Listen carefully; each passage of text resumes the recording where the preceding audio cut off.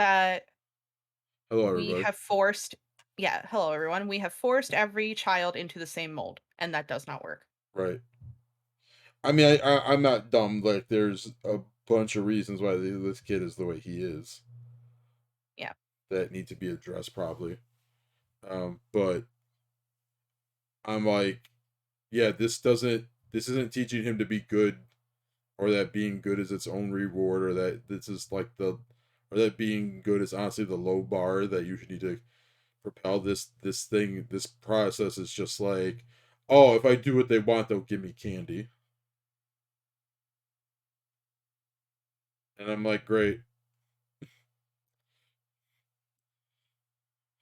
So, yeah, it kind of goes down the last time we talked about this. It kind of comes down to like kind of how I've been feeling lately about how, and I don't mind discussion, but I find myself getting more annoyed with people that don't work with kids talking about childcare That's super valid. and being like, oh, if you do X, then you're a bad teacher, or you're a bad parent, or you're a blah blah blah, and I'm like, you don't know shit though. Everyone has a plan till they get punched in the face, and this is metaphorically true for working with kids. Like, It's it is something that is discussed a lot when you have a trauma informed workplace as well, yeah, which yeah, is that every plan is great until you're in the situation and can you actually act on it. yeah. Or like in my mind lately, it's like, what if it's just not working? Yeah. What if all the studies like I get people goes, well, the studies, and I'm like, But the studies, just like great, everything else, are based on the majority. yeah. What if that's not, you're trying to, you can't be, and you can't go, oh well, to this person or child, right? Like, because that's arguably worse. Yep. Like, but it's like, no, this kid's not responding to positive reinforcement. He's just doing it to get the prize. So what now, smarty pants? Like, you're gonna judge people for yelling or whatever more? It's like, because here's your options if that crap isn't working, and you got to, and this kid, he was okay today, but like, he could have been worse. And in fact, during the pickup at pack phase, he started wilding out. So I'm glad it was only like 15 minutes I didn't deal with this behavior. But my man was like literally climbing up lockers and stuff like that. And I'm telling him to get down and stuff, and and like, he literally just doesn't care. He's just gonna keep going. And I'm like, all the candy in the world is not stopping this kid. All the positive reinforcement is not stopping this. Yep. So what's the plan now, guys? Like, I feel like that should be a flex that people need more often. Like, when someone gets criticized in public, like someone sticks their nose in and be like, "Oh, you're doing X, Y, and Z to your child," and it's pretty obvious that they're not, or that the kid's just like wilding out. Like, I think I would actually step back and be like, well, "Show me how it's done. Yeah. Solve the puzzle box, genius. I'm waiting." Like, like, show me how to do it. Teach me how to Dougie. Teach me how to Dougie. Yeah. Teach this kid how to Dougie so they stop like knocking crap off the shelves in this this hypothetical grocery store. Um, yeah, and again, I'm not saying there's no value in those techniques either, though. I've seen the opposite with kids. There's a girl. Ironically enough, it's this kid's older sister who I've taught in fifth grade. She's one of the fifth graders, and she's in the behavioral program. But man, you could have fooled me. I've never had a problem with her. And granted, I'm not there every day, but it's a class I've been in quite a bit for one reason or another. And like, I think the worst we ever had is like, she got kind of mean to someone repeatedly at a lunch one time, and I moved her, and then she got like all harumph at me. But that's it. Like, that's the worst that I've ever got. And otherwise, she's been super chill. So I'm like, something right is happening there. If she started out not that way, I you it's know? so tough too because it's just like again, every kid is different. Yeah. It's like how I was the perfect child in school and my brother was the absolute hellion. Mm-hmm. which, like, yeah, I can't fault him. Yeah. I think he kind of was right at the end. Yeah, and I mean, like, I've seen a snapshot of this younger kid, this kid I'm talking about situation, and like, yeah, like it's of course he's gonna be that way. Uh, it's just I don't know. Yeah, it's. I also deal with like the hard like horrifying truth that like I think the only way to like help some of these kids is to go above and beyond and address things that like you frankly are not capable or legally allowed to address. Yep. At least until it gets like what the law or state agrees as like, you know, the right time, which is usually too late. And I don't mean too late and like a horrible thing happens, although that can be. I mean just mean like the kid's at a stage now where it don't matter. I mean, Yep. and you still want to get him out, but like, you know what I mean? Like, And yeah, that is because children and family services are chronically underfunded and are forced into a position where they can only handle with dealing with fires. yeah, There's no such thing as like familial assistance or like there is no structure to let families stay together, and that those kinds of programs wind up getting picked up by nonprofits. yeah. That's where I come in. It's like I was watching this Donnie Yen movie, probably his best movie ever, called Big Brother. Uh, which sounds kind of ominous out of context, but really it's about he's like a teacher for a delinquent class and stuff like that. And it's like Mm. it's one of those types of like, oh, the teacher comes in to help the delinquent class, and he's like super. Like it's not Stand By Me. The one with Start. the calculus teacher. Uh, who you think The it? how can I reach these kids? Yeah, something like that. One of I it. can't think of the name of the I mean, movie. there's a bunch of them. If you can't think of that movie, pick a different one, right? True. True, true, true. There's Dead Poet Society. There's now I'm gonna blank on this one's name. The one where the woman goes to the inner city.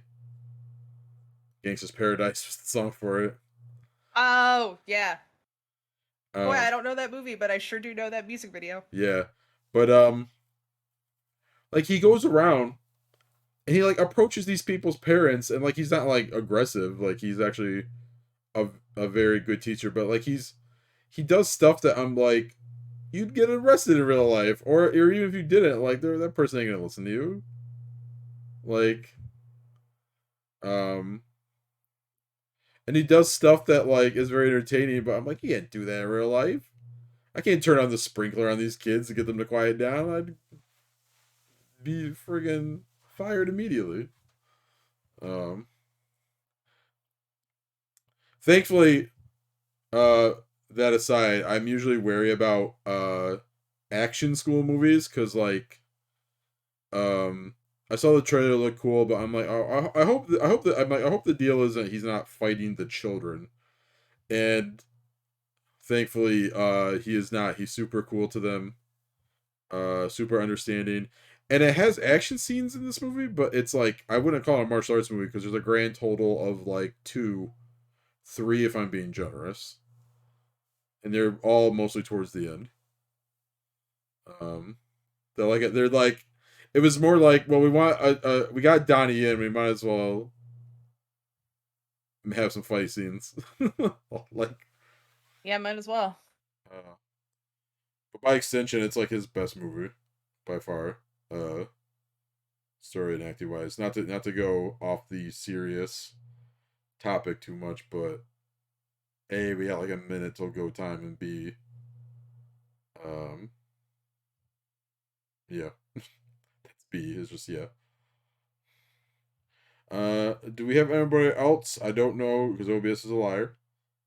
I messaged Avery because Avery, like me, has the brain worms where I'm sitting here on repeat going, I could be playing Pokemon right now. So Now you're literally, literally the Pro ZD skit where I'm like making my fucking mashed potatoes. I'm like, I could be playing Pokemon right now. Feel despair, you're gonna read a book with me while like horrible GBA music plays. I'm so ready for the horrible GBA music. Oh, If it does not come over Discord, we are switching to Parsec. okay, understood. I agree with that. Oh man. Um, I don't know. Do we want to give it a little extra time, like 5 minutes?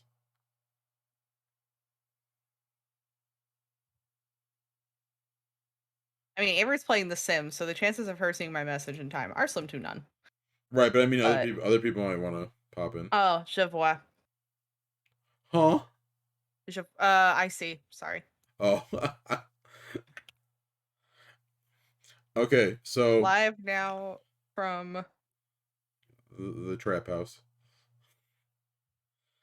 So I was listening to this track by Action Bronson called Mongolia, and the second guy in the song, he's got this line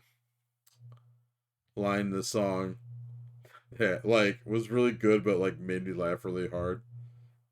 Uh, Finally, which is crazy. Usually it's Bronson's lines that make me like bust a gut, but this guy was like, "I'm working on my birdie putt. You heard me, slut. Come on over, curvy butt.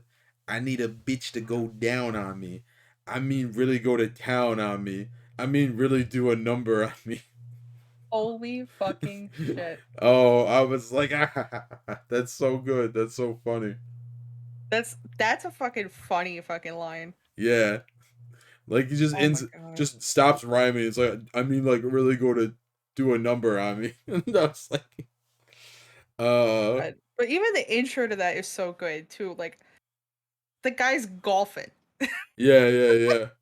He said a bunch of stuff before that. I don't remember all of it, but Holy shit. of course Bronson's lines are great. He of course incorporates food a lot into his rhymes, and he's like, "My brother go together like lamb and rice," like, um, and his Bronson's boy Mayhem Lauren on the track, who has this kind of breakdown in his verse where he's like, mass destruction, uh, something instruction, wine consumption. Like he's just rhyming shuns a lot, which is pretty dope. The beat on that track is amazing though. It's just like Mongolian strings and shit, which is why it's called Mongolia. It's, like the song actually has nothing to do verbally with the country, but like the it's like a bam bam bam bam bam bam, you know, like it's got like the You just went full south. I don't know what you're trying to express at all. Like that but just sounded like banjos. this Mongolian strings, which is like a Oh, European okay. cousin to banjo. Yeah, Like I guess you're right. Yeah. I can't. I'm only a human being with a human throat box, man. Like shit. Uh, but yeah, real good. I wish it will never happen, but I I would die for a collaboration between Bronson and Pete and Baz. I think that'd be like I'm so super on that with you too. I think that would just God, be that'd be good. godlike. Like they should do Hey, two tracks Buzz. together. Like they need to do like a drill track and then do like I don't know whatever Bronson's feeling like for the other half to make it like a double sider. That'd be fucking dope. Oh man, yeah. Because and it's not just because like oh it's like three white rappers, especially because like Bronson's actually like he's not from Albania, but he's like from like that area and he's like got heritage in that area and shit, right? Um, but it's just because like they all go hard as fuck, but they're also funny as hell. Like Yeah. And that's really what makes like Pete and Bass for me too, is that like yeah, they go hard, but they're super lean into the fact that they're like, 65-year-old geezers. yeah, yeah, and like Bronson's very aware that he's like a fat white dude with a beard, right? Like, uh, I like there's similar energy there despite like the stylistic differences and the age gap and shit like that. All right, it is 6:45. Without further ado, uh, so let me minimize OBS so I can get you on deck. Let me start up game. Yay, game. Game, Oh, I game, should game, game. probably set it to emulation too. I mean special GBA. Can you? God damn it! How many times do I click this? The bevel screen is actually going to show up, which is cool. All right, Ooh. because I changed some. Okay, you should see it's paused right now because I clicked out of the window. But do you see Yeah. K set? Okay. Yep. Okay. I've pre already turned down the volume for. Oh my god, I'm dumb. What? I turned down Discord on this. Oh wait, no, wait, I'm a genius. Never mind. So I had you already turned down to that level. But it Perfect. just happened to be like the same number as what I turned down. My Oh, retro okay, cool. sliders, so I got confused. All right. Yeah, but hopefully you won't get like blasted out. Oh my god, that's so good. Is this? Oh, it's so compressed. It's so compressed. Oh my god, I love it. Bitch, I'm compressed. Got a low bit rate, Holy shit. but I'm not depressed. Damn, bitch, I'm compressed. They didn't go through the whole thing though. That's amazing. That's even funnier, It just honestly. went. One more for the go around. God, it's so good. Oh, got a low bit rate, but I'm not depressed. Oh. Whoa. All right. Start though. Save files. Why? Okay. Oh, this stream might go a tidbit longer than normal. Are you okay with that? Oh, yeah, as long as it's not terribly long. Also, if I'm wrong, like it looks like we can save, so I guess I shouldn't stress. Uh, Silent Hill. Okay. Do I? Amazing. Oh, Fucking beautiful. wait. Okay. Is this X is A? It's been a while since I've taken a vacation. I am driving my Jeep, heading towards the quiet resort town of Silent Hill. The sound of the engine. I'm going to take this awkward break to say, if I fumble any, like, finding a button, I've obviously not used a controller. Why would I? But as a result of that, I'm like, what is A on this keyboard, right? Right. Okay. The sound of the engine reverberates in the darkness. Due to some slight car trouble earlier, it has become this late. Uh, Man, I don't know how it looks on the stream to y'all, but this is compressed. It is Oh, fuck. crispy. I am Harry Mason. I am a run of the mill writer. Holy shit, I didn't realize it was going to blink like this. I'm sorry. Her eyes closed, Cheryl sleeps peacefully in the passenger seat. Cheryl is my daughter. She is cheerful and lively, and the occasional carefree smiles she shows makes me feel happy. I don't have very many relationships with people because of what I do for a living. So Cheryl's existence has become irreplaceable to me. Cheryl was very much looking forward to this trip. Oh my god, please. Although paved, this is still very much a mountain road.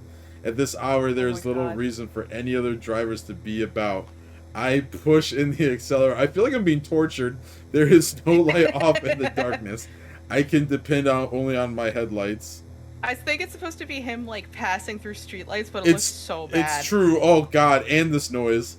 Light reflects off the rear view mirror. It's a motorcycle. There is a motorcycle headed toward the same destination as we are at a terrific speed at this late hour. With a roar, the motorcycle effortlessly passes by the side of my Jeep. The seal of the police. Perhaps there's been an accident or something, but I don't recall hearing about an accident or anything on the radio. Cheryl It's the is sound of the police. Cheryl is sleeping somehow. A child should not be awake at this hour. I wonder if she is dreaming about something. Tomorrow I have planned to take her to the amusement park. Maybe she is dreaming about riding the merry-go-round? I glance over at Cheryl's sleeping face and then return my eyes forward. The lighted area of the road almost appears to be belched out from the darkness as it moves toward me. Huh? Something enters my field of view. Oh, thank God. I like the like the found item chime. Yeah, exactly. I can't do the DP one. It's the motorcycle Oh, from just before. Yeah, a Deadly Prem. yeah. Not to be confused with. Diamond It's and the Pearl. Diamond and Pearl. Thank you. it's the more. It's the motorcycle from just before. It is lying on its side on the shoulder of the road. No doubt about it. It's the same motorcycle that just passed me. There's no sign of the driver. It looks like the driver smashed into the surface of the rocks by the side of the road while trying to avoid some kind of obstacle, and thus that part of the motorcycle has been destroyed. I carefully check the way in which my vehicle is headed. However, I don't see anything that could be an obstacle to my advance in the area illuminated by the headlights. A strange atmosphere creeps in around me. The radio reception begins to become erratic. Fuck off. Perhaps I should turn back, but my foot persistently pushes down the accelerator with no intention of letting off. You can no longer turn back now. Something murmurs within me. Please, increase your speed some more. Someone murmurs within me. Cheryl's eyes are closed. She is dreaming. I know that I should be awake, but what is this uneasy feeling? I feel as if my body is totally not my own. It's like someone, some strange being that is not me, is controlling me like I am floating. My that petered out so bad. Uh my eyelids are heavy. As the steering wheel leaves my hand, it creates the illusion of setting the course on its own. Freezing cold, uneasiness, almost like being ready to fall asleep. I am just barely conscious, and now at my limit to maintain even that. Oh! Oh! Oh! Holy shit. This is the best game. Fuck, this is the best game in the series. When I saw the human figure on the road, I cut the wheel hard, and then there was nowhere else for my Jeep and I to go but down into the darkness below the cliff.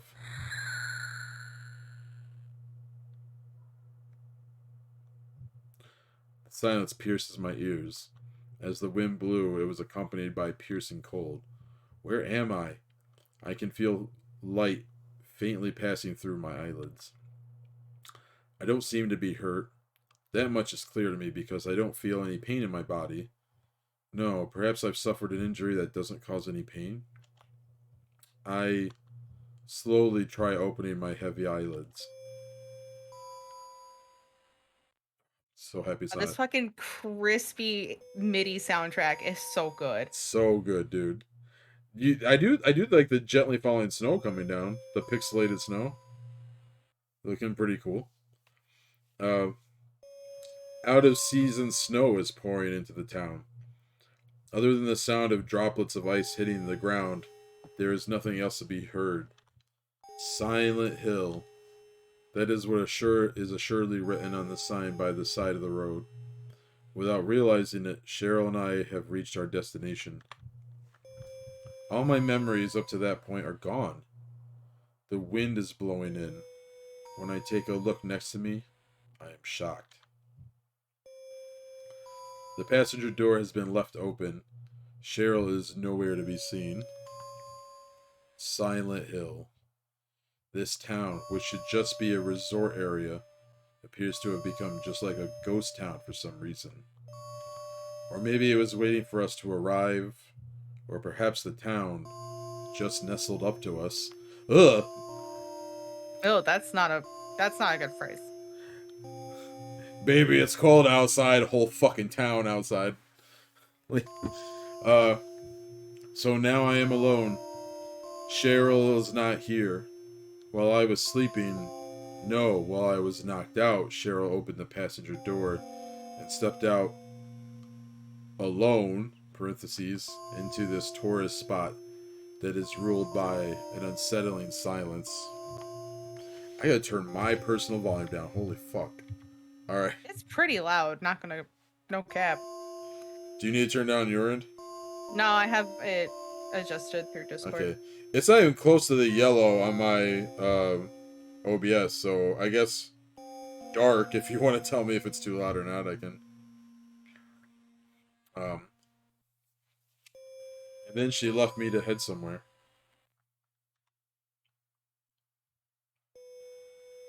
I tightly closed my jacket around my neck and set off on foot in search of Cheryl.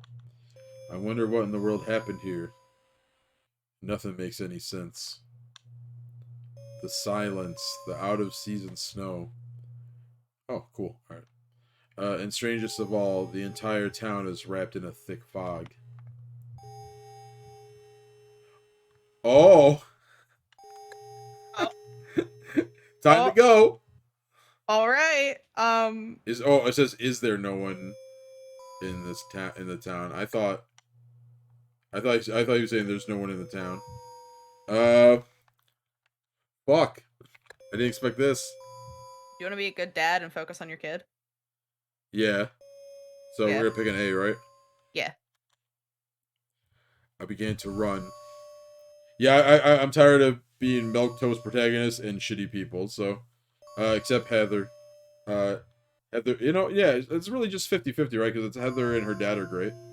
Yeah. I begin to run. Only the sounds of my footsteps echo in the surroundings. Just where in the world has Cheryl gone? Did someone lead her away? Various concerns run through my mind. Ta-ta-ta-ta-ta.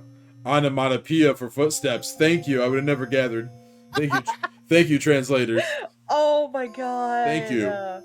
You gotta write. Hey, Kaku means plan. you gotta write to people at a 4th grade level. You know, that's the first thing about writing for the public. God, Holy shit. Keikaku means plan. Fuck, man. I suddenly get the feeling that I heard footsteps other than my own, so I stop moving right away to check it out. Through the thick fog, I can see a figure that is about the size of a child. Cheryl? Without a thought, I cry out. The figure doesn't move at all. At the moment, I begin to move slowly towards the figure. At the moment I begin to move slowly towards the figure, it starts to run. I fiercely chase after the figure. That's definitely Cheryl. Even though it is faint, I would not mistake someone else for Cheryl. However, no matter how much I run, I cannot catch up. Instead, the figure is gradually getting farther away from me. The figure puts on speed as if it is gliding through the air. The figure appears to be absorbed by the fog as it begins to disappear. In order not to lose it, I run with all my strength while keeping my vision centered on the figure. I then notice that I have come to an alley surrounded by buildings. I don't know how, but it is like a cover was placed over the sky, which had provided light until now, and the area has become engulfed in darkness. Uh-oh. From the darkness, I can hear multiple footsteps coming this way. I don't know who it is. I will take a look. I am going to get out of here. I don't have anything with me that can be used as a weapon. Oh man. Can we die in this? I thought this was just gonna be reading. I don't know. Fuck. You want to try the first one and see if we can? Because we're not that far in. True. I stood ready. What are they? With beast-like rage, they have closed into right where I am. Ah! Ah! Ooh. And then my vitality is sucked away by these strangely shaped monsters until I finally lose consciousness. Sybil Bennett. Oh, okay. Sybil Bennett, she is a full-time police officer working in the neighboring town of Brahms.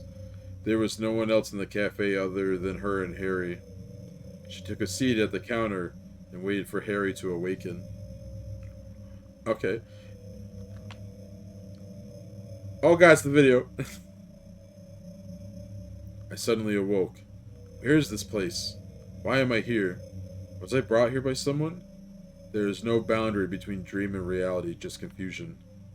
As I lay on the bench seat in the cafe, my eyes slowly begin to focus. The woman sitting at the counter stands and folds her arms. She walks over and looks down at me.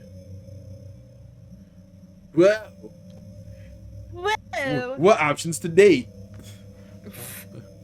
Options to nut. Options to nut. She she is wearing a police uniform. The woman smiles a little bit as she appears to be relieved that I have regained consciousness. It looks like you have come around. Who are you? I tried talking to the unfamiliar woman. Wait, what? Who the fuck This is is... Sybil speaking. Oh, he just couldn't talk. He just stammered, I guess. Right. Okay. That's what I thought at first, but then it was like weird. I'm Sybil Bennett. I'm here because all communication with this town suddenly went dead, and so I came to investigate. I'm Harry Mason. I brought my daughter to this town for some sightseeing, but on the way there was an accident. I lost consciousness. Oh yeah, Sybil. You haven't seen a little girl in this town, have you? A, Have you li- seen a little girl about 9 years old, short, dark hair? a little girl? No, I haven't seen her. When I came to after the accident, my daughter was nowhere to be seen. The passenger door was open and she was gone. Cheryl, sorry, my daughter's name is Cheryl. She's a timid person, so it is hard to imagine that she headed out into this weird town alone. Plus, I was there in the driver's seat, and since she gave me no warning, it just doesn't make sense. And she's gonna warn you when you're knocked out. Yeah. Are you familiar with this area? There is no sign of anyone, and what is going on with the snow at this time of year? Just what in the world has happened in this town? I, I said all of this while breathing deeply. I'm afraid I don't know either. I still haven't seen anyone other than you. It's like the town is as silent as a graveyard, left without even the means to contact any neighboring towns. I see. You also had an accident, right? I thought it was a good idea to head to the police station in this town alone on my motorcycle, but I guess I was going a little too fast. A girl suddenly jumped out into the road. I am pretty sure it was a girl. I almost hit her. I cut the handlebars hard in order to avoid her. After that, I can barely remember anything. When I came to, I was lying in the street in front of this cafe. So, naturally, I came in here to get out of the snow. And then I found you sleeping there. I was having some kind of terrible dream. As for if I made it here on my own, Okay, I don't remember at all. Just what in the world has happened in this town? What is going on with everything? Well, the situation is definitely strange. I will head back to Brahms for reinforcements, and then return here. How about you? Sybil stood and fixed her collar with resolute fortitude. I've got to look for Cheryl. There is no way I could just leave her here alone. A gun. See, A I, literal gun. a pixelated, a compressed gun. I see. Well, I'll give you this then. You never know what might happen under these circumstances. If you feel threatened, then pull the trigger without hesitating. I take the gun into my hand. Thanks! I hope I don't have to use it. Thank you, but I'm no good with guns. Oh, we're taking the fucking gun, right? Yeah. Of course. Silent fucking hill. Having never handled a handgun before, I am surprised by how heavy it is. But you... Will you be alright? I'm not like the average girls around here. I'm not like the other girls. I have undergone proper training.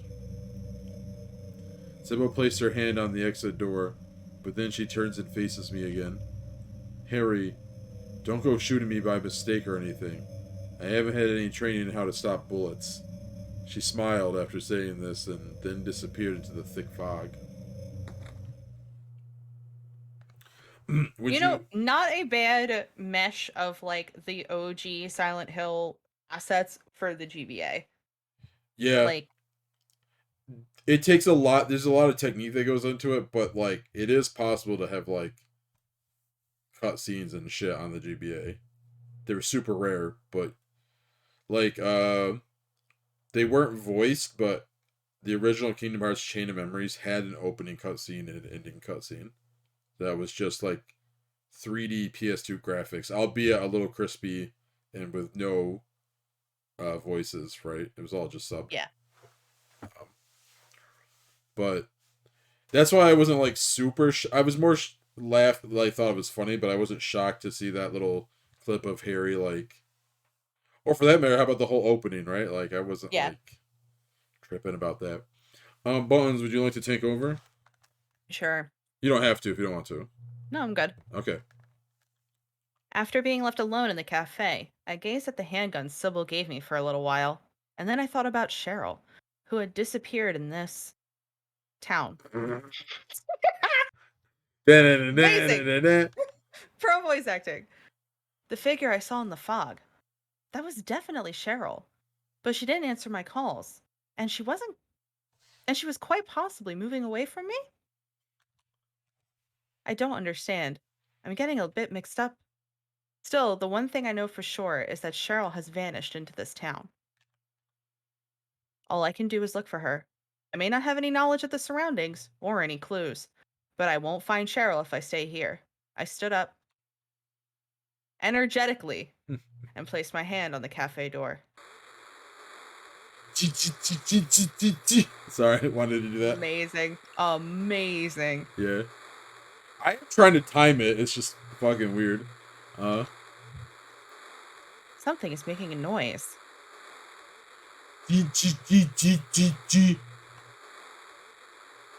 Question mark? What is that noise?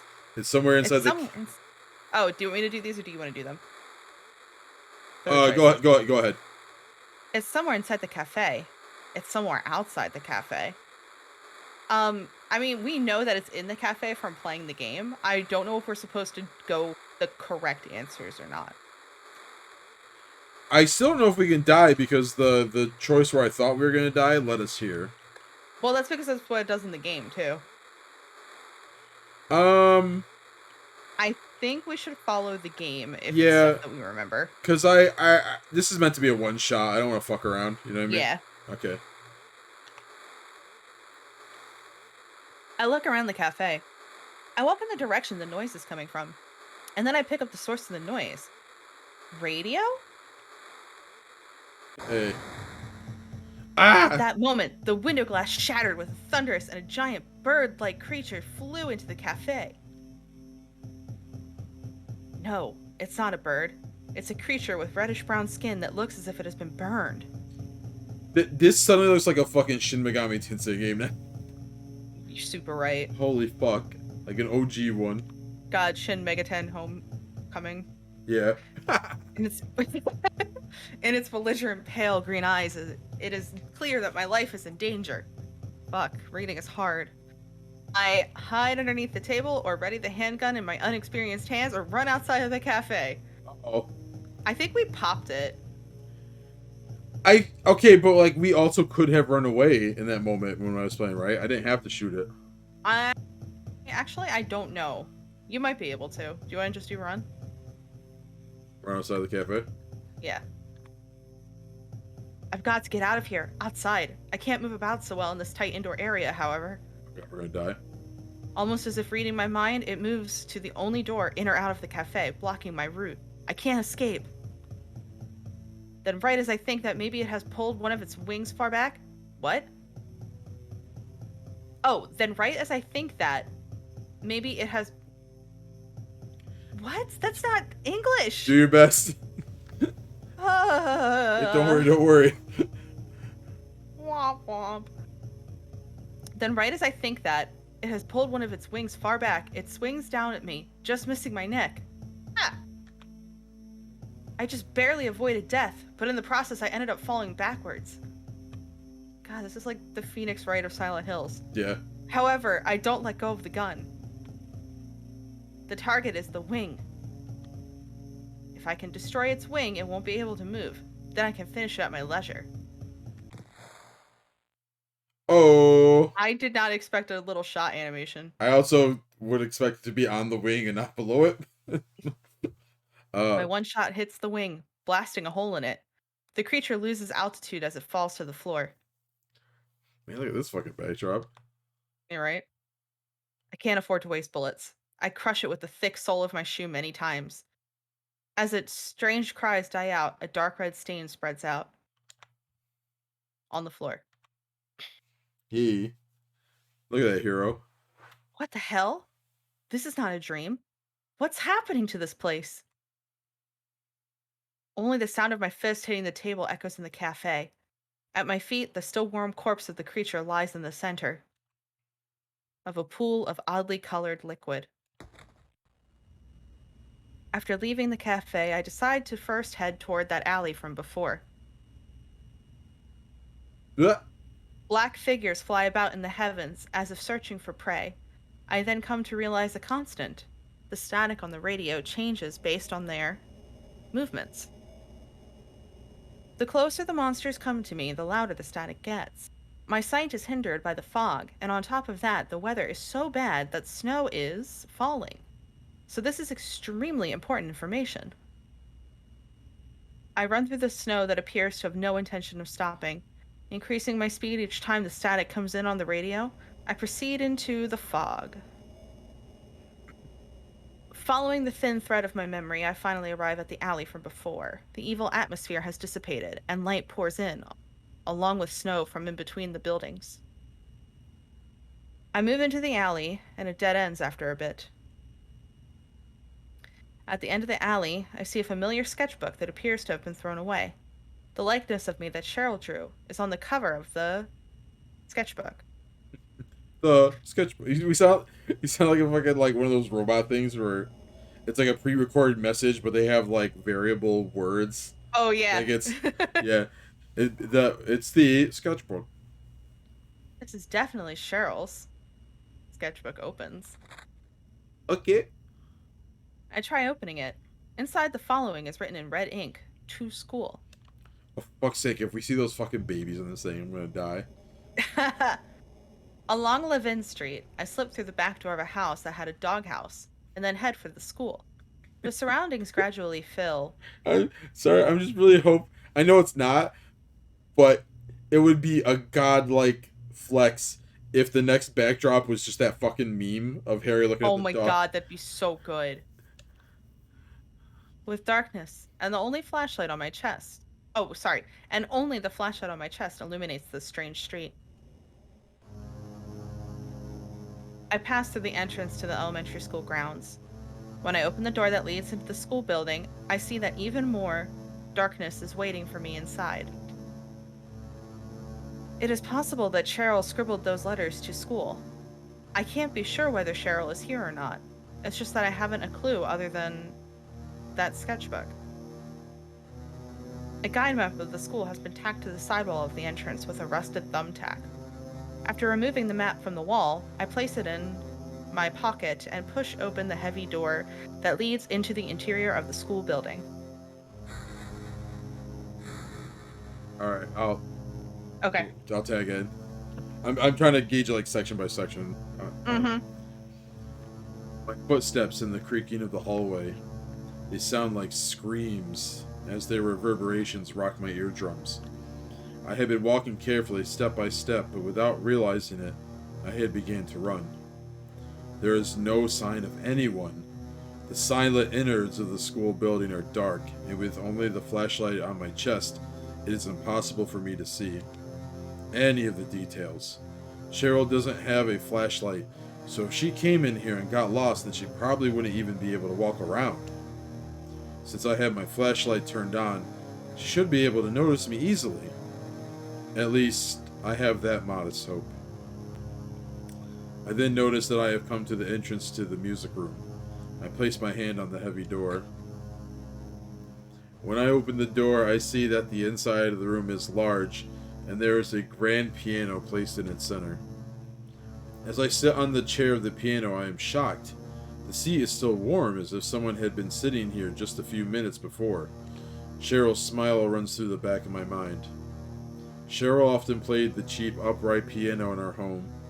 It had become nice. It had become nice background music when I was working. Perhaps Cheryl had come to the music room. I gently opened the cover over the piano keys. I noticed that there is red mixed in among the black and white. I tried touching the liquid. It has a lukewarm feel. It is still holding heat. It is definitely blood. My heart pounds in my chest like an alarm bell. The large amount of blood spilled on the keys. If this is Cheryl's blood, then she may no longer be alive. I wipe the stain off my hands onto my jeans, stand, and leave the music room. At the same time I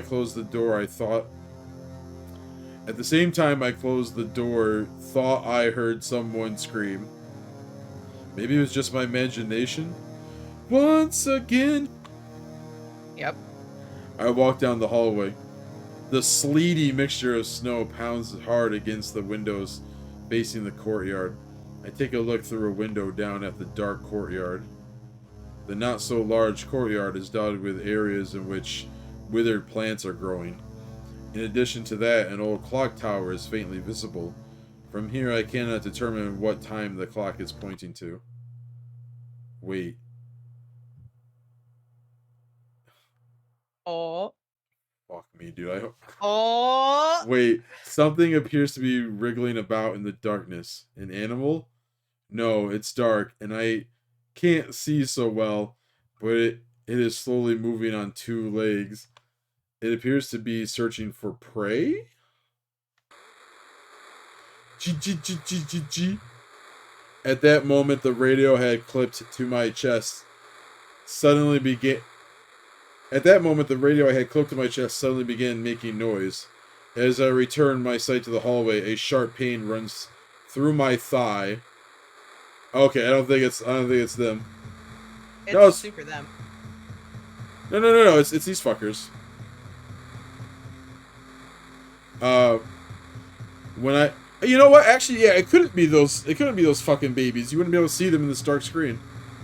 Uh, when I look down, I see that the tips of those long claws are piercing my thigh. Those oddly shaped monsters. They are posed like they want to hug me, and have gathered around my waist. They are about to bite me. I instantly pushed the monster away with my hands. B readied the handgun and fired.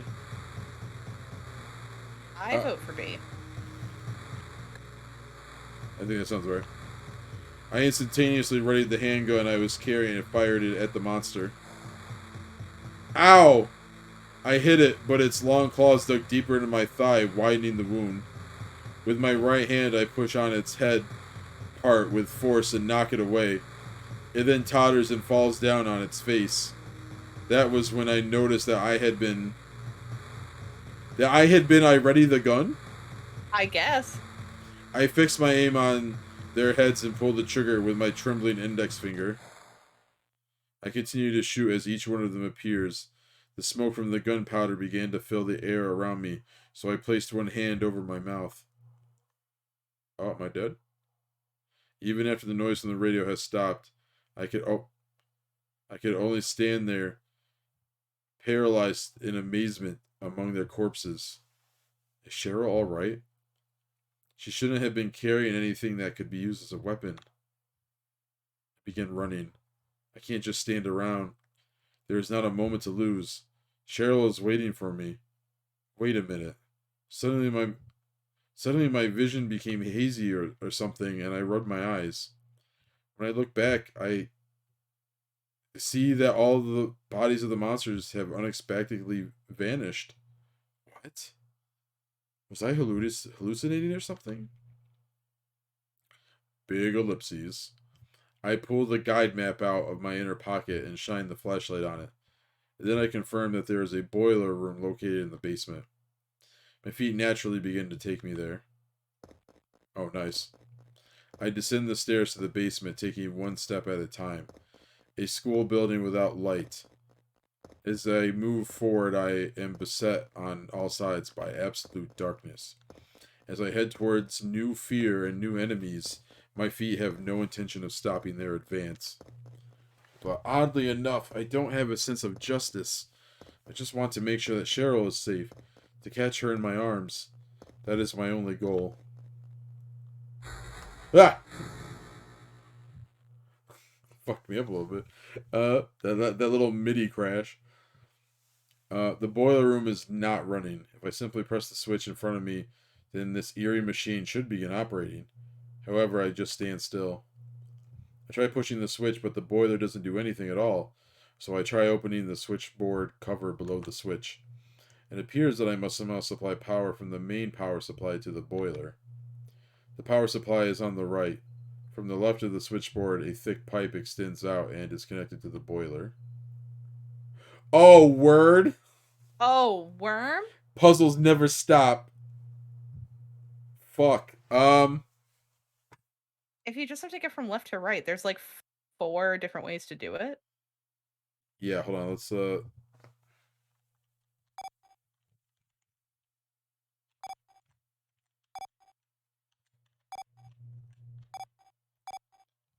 wait.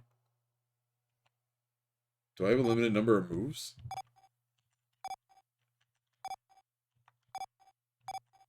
Yep. I have to, okay, I have to do it in 4. Okay.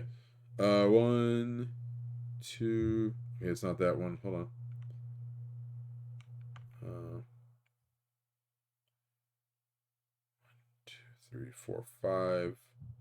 1, 2. It's not possible to do it in 4. Uh, then maybe it's. Yeah, I think you just have to like guess the path.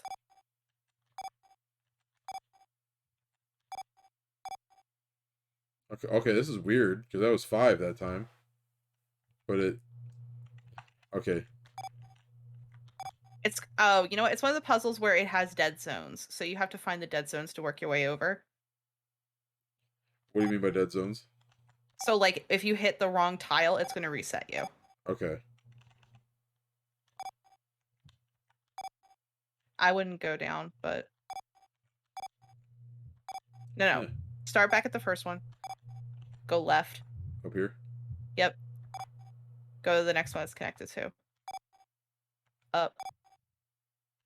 Over. Somewhere here. Yeah. Da-da-da-da.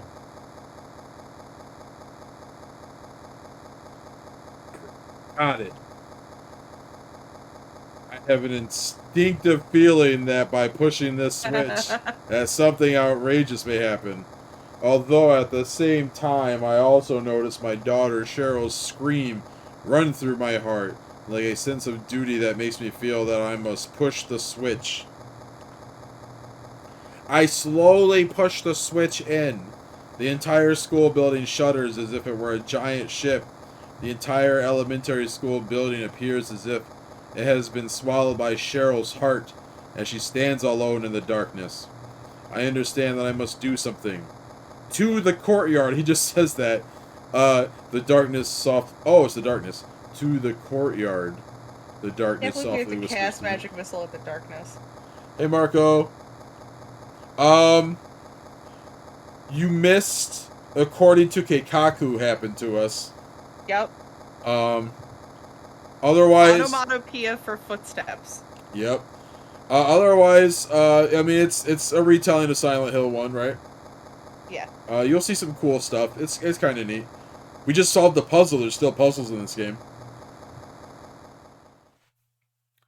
The clock tower looks to be about tall enough to reach the 3rd floor of the school.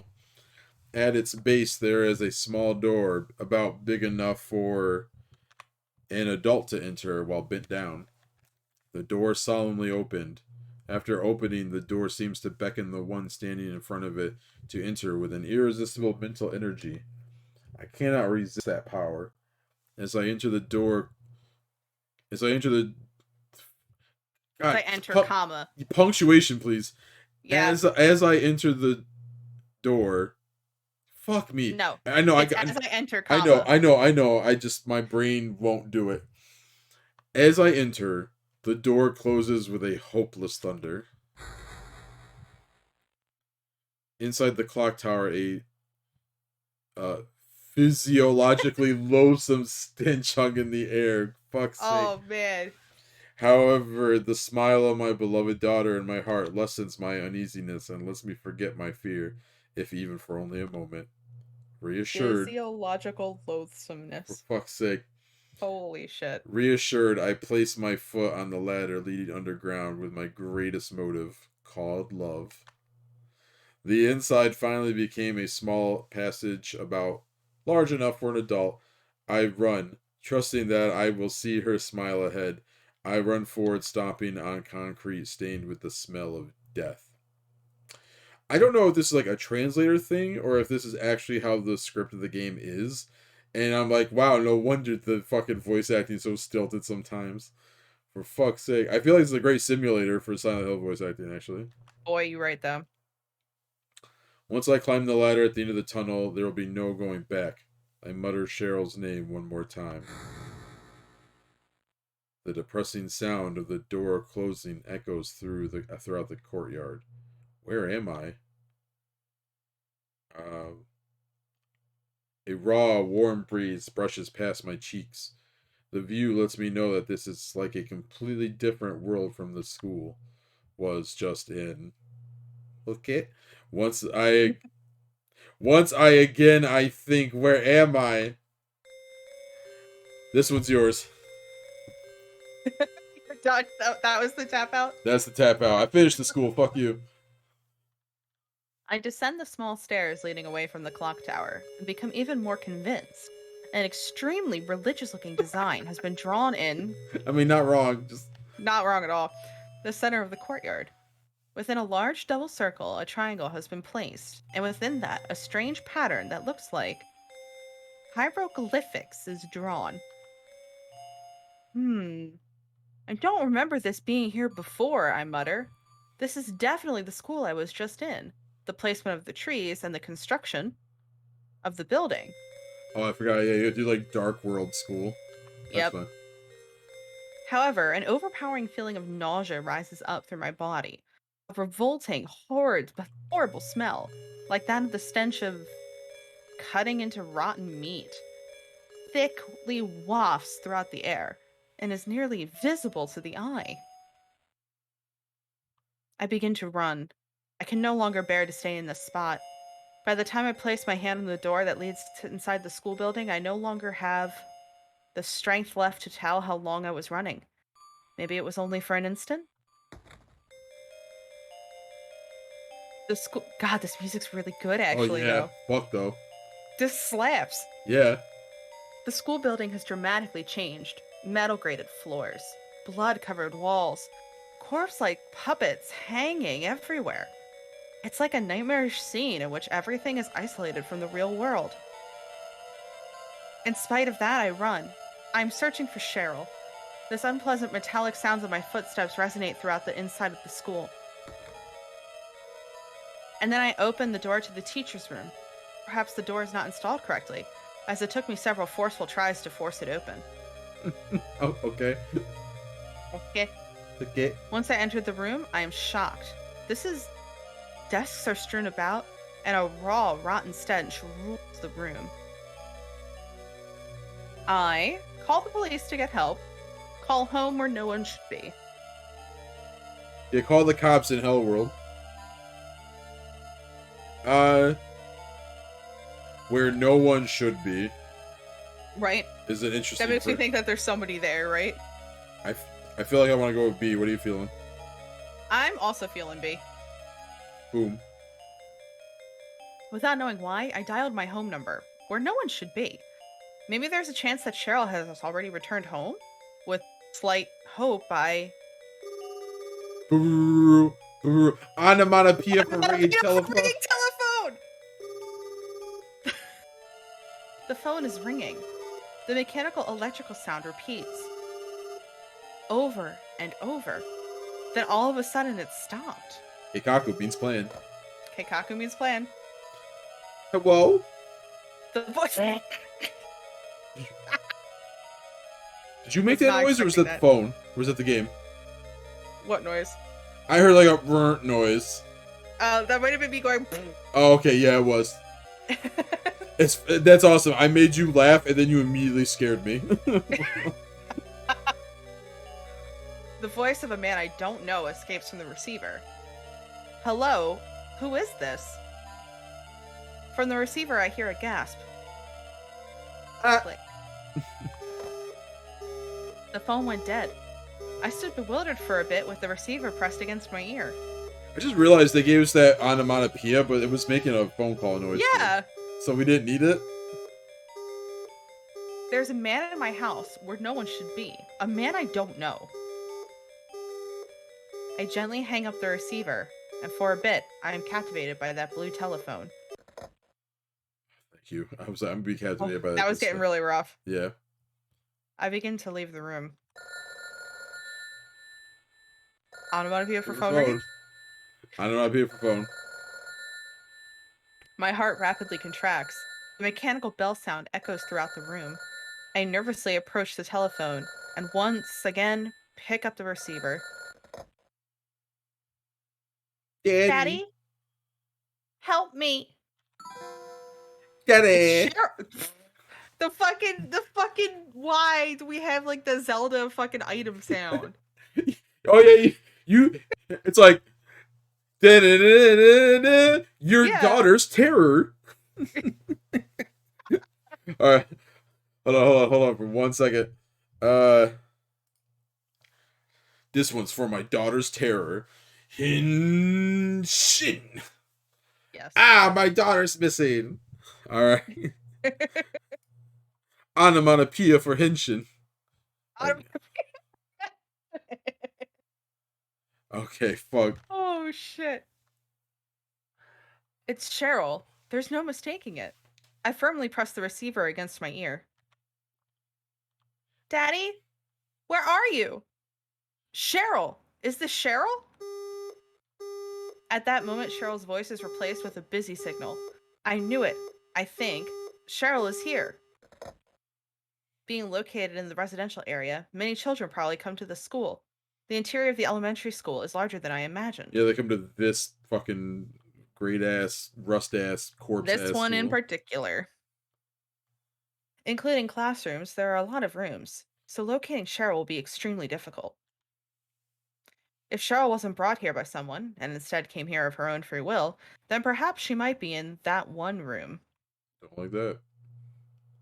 I spin around, run to the stairs and at the top of the hall, and then sprint up them. I've come to the library, and my eyes are drawn to the open book here.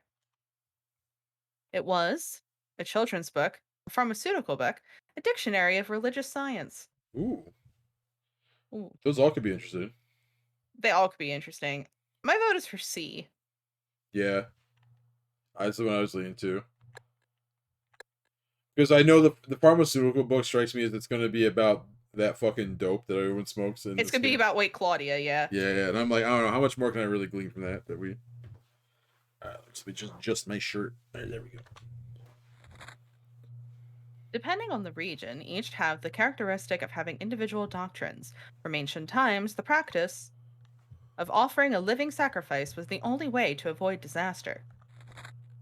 Most believers are those who have chosen to renounce the world for the sake of their beliefs, while those believers who cannot yet give up their material possessions need to deepen their knowledge of the sacred texts. However, some believers have a tendency to strictly hide the fact that they are believers from others. This is because they believed that if the oh my god, how many times are you gonna use believers? This is getting like neuron inhibition. Onomatopoeia for religion.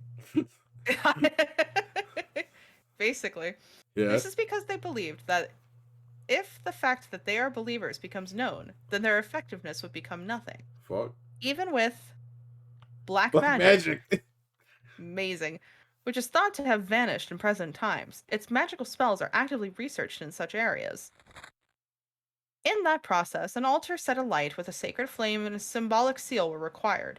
Then, by summoning an evil being and bringing it into contact with a saint, a new existence is said to be able to be created. In this case, the saint is not limited to a priest, as an inanimate object can also be used. Oh Oh yeah, my it was god. gripping. You should become gripped. What a gripping read. I become gripped with the sense that my actions have been controlled by someone this entire time.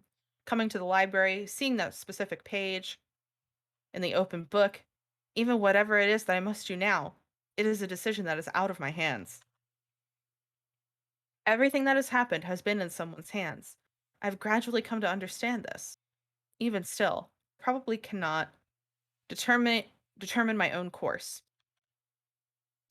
I accept the direction of the unseen one, to whom I must obey. In order to find Cheryl, there is no other alternative. I know now where it is I need to go. As I journey there, I walk firmly, stepping forward one step at a time.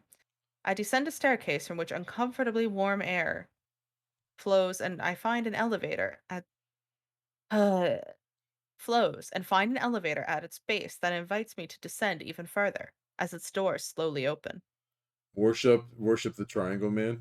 Yeah. Worship the Flowers. Listen, he regrets designing him. I love. Oh God, that tweet is so good. Yeah. That tweet is chef kiss. Succulent. Succulent Onomatopoeia balls. for succulent.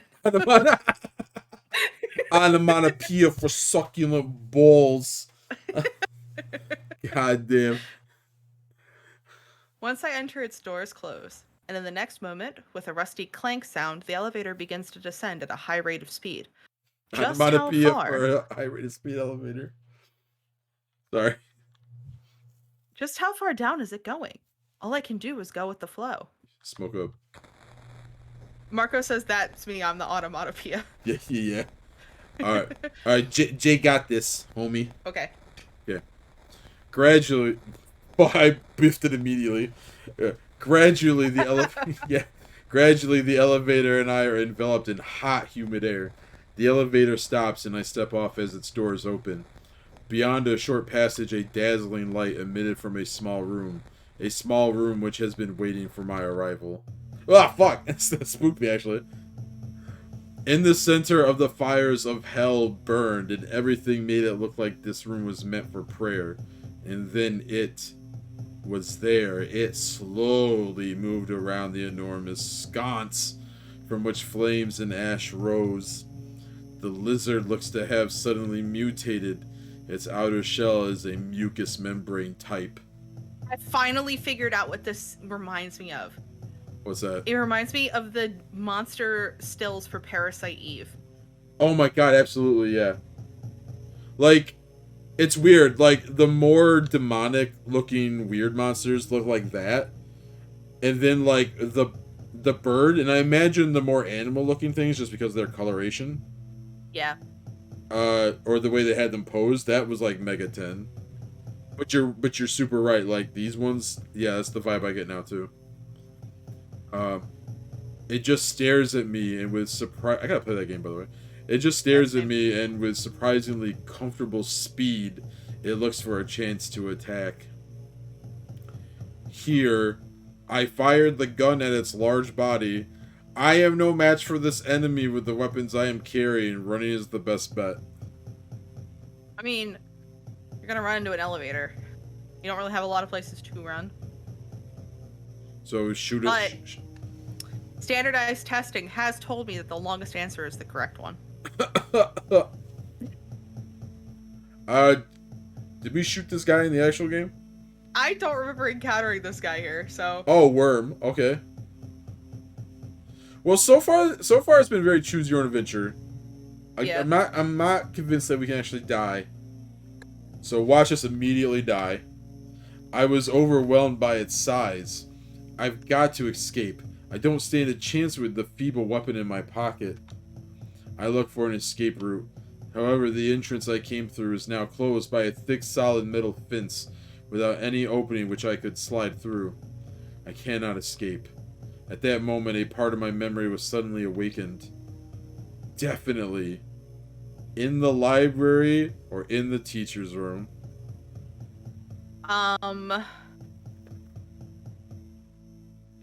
Library is a little cliche, I feel, and we are in a school. But the library has the book.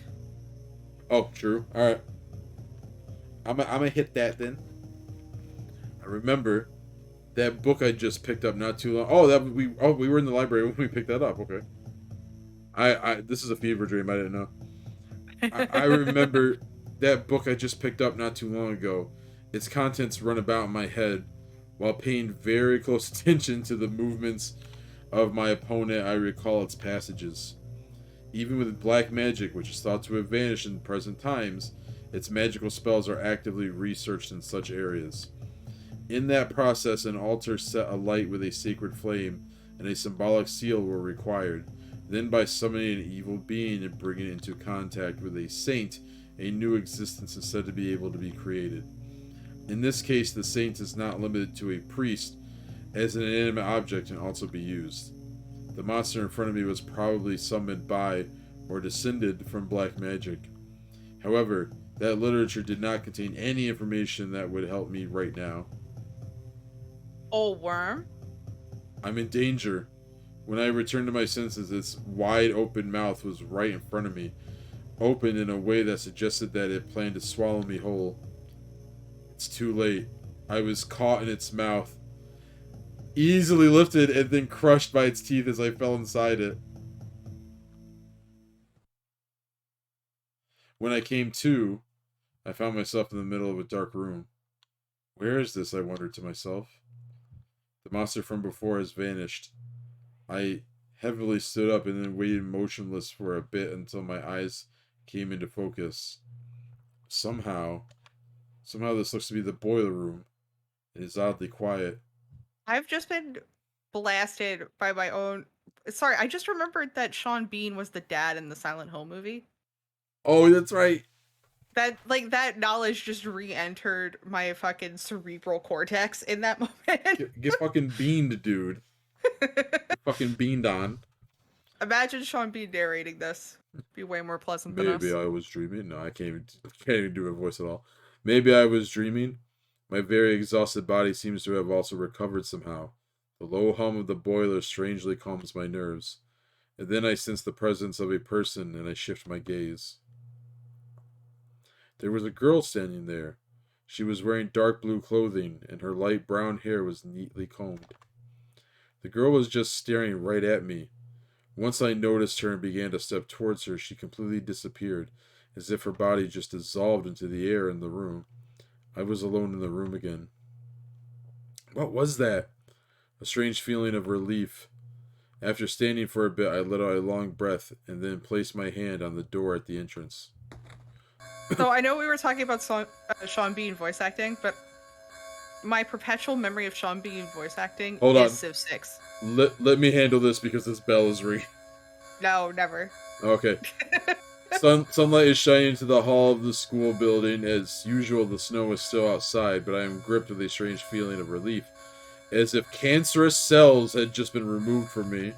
Okay, I was joking about Parasite Eve, guys. Fuck. Filled with relief, I slowly walk toward the exit of the school building, and then I learn that Cheryl is not here, from the loud sound of the church bells that seem to call out to me. God damn it! Is this the entire time? It's the whole rest of the game. I begin to run toward the church on a road half covered in mud. Snow falls above my head, some of which freezes my hair as chilly air floats by. When I reach the church, I push open the heavy door without hesitation. Ah! Ooh. Old bitch scared me. She's scary. Alright, I'm tagging out. You got this. A cross is mounted on the front wall. Long benches are lined up on both sides of a small walkway. It was as if time had stopped for this familiar style church. In front of the altar, a sly-looking woman with cold eyes looks down at me with an eerie grin. As I walked up to her, stepping one step at a time, she gazed at me without blinking. She looked as if she had predicted that I would arrive. "Were you ringing that bell?" The woman snorted with a humph. "I've been expecting you. It was foretold by gyromancy. They spelled it wrong. That says griomancy." It's Euromancy, duh. Like we. Oh yeah, shit, you're right. Yeah. What are you talking about? Tzatziki. Just throws tzatziki sauce in your eyes. Oh god, I love tzatziki. Yeah. Oh, Onomatopoeia for Satsuki. Yeah. Holy fuck. I knew you'd come. You want the girl, right? The girl? You're talking about Cheryl? My eyes grew wide. By the way, in the future, if I'm reading and she comes up, you're doing the voice. Okay.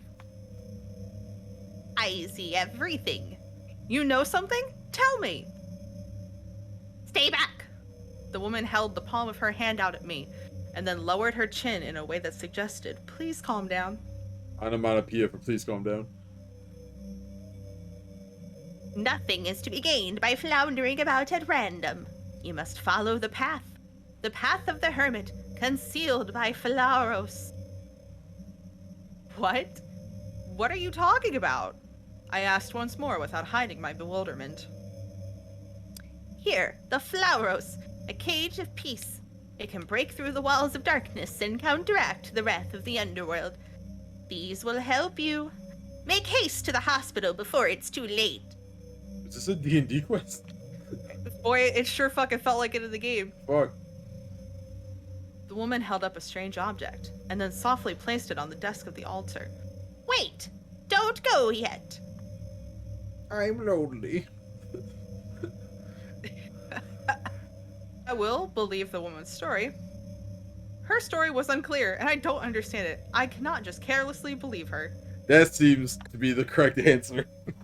Because It I don't know super what. feels it. Because I played through this game with you, and I still don't know what the fuck she's talking about. Like, The oh, Flauros is like that triangle thing that's like spinning in the corner. oh yeah, okay.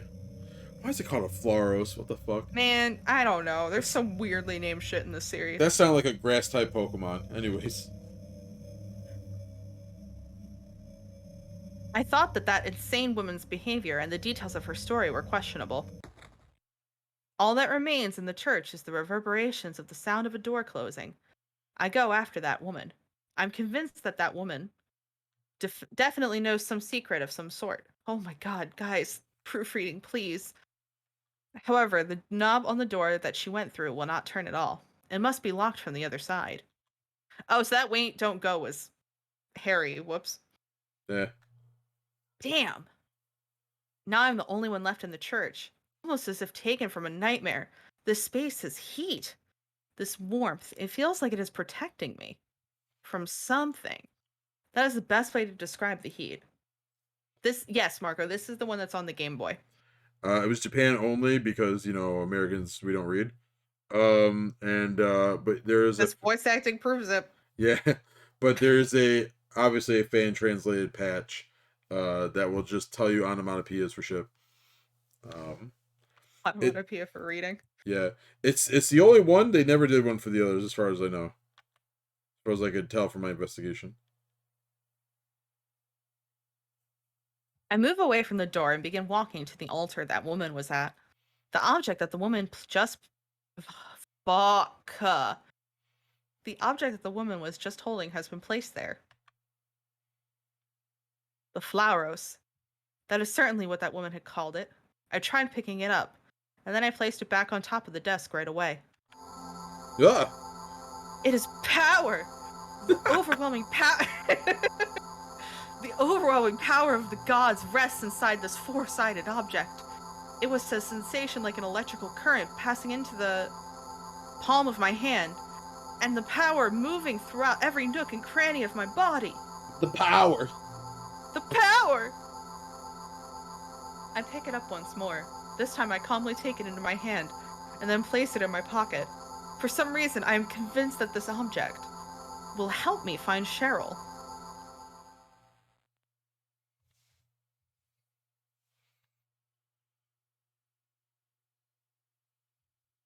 I pick up the key that was next to the Flauros, opening the door of the church, and rush out into the heatless snow world once again. The heatless snow world. I love that.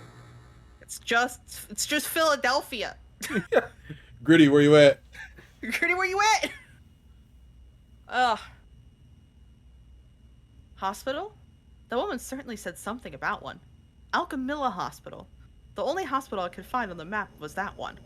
Ooh, this was definitely made before several of the fucking games. I could see my breath as I exhaled when I headed towards the entertainment district.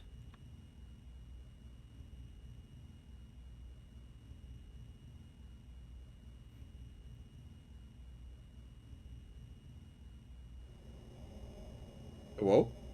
Hello? Sorry, I was responding to Moon sending me shit posts. Oh, that's fine. I'm valid. And baby goats. Super valid. The bridge to the entertainment district has been raised so that the boats can pass by it in the river below.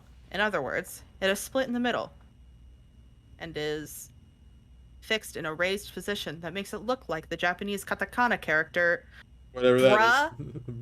bruh. Bruh. I think that's ni, actually. Oh, okay. Fucking Harry is a weeb confirmed. Oh no, it's not. I forget which katakana that is. To be fair, it's been like 13 years since I've studied Japanese. I think I get a pass. Yeah, I only watch anime, dog. Onomatopoeia for anime. Onomatopoeia for weeb. I entered the nearby drawbridge control room, placed the key I was holding into. When did I get a? When did I get a key?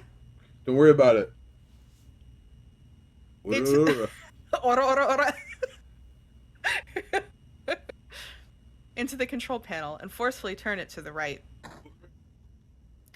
While emitting a sound like an old woman laughing, the bridge finally. What? Do it. Do the sound.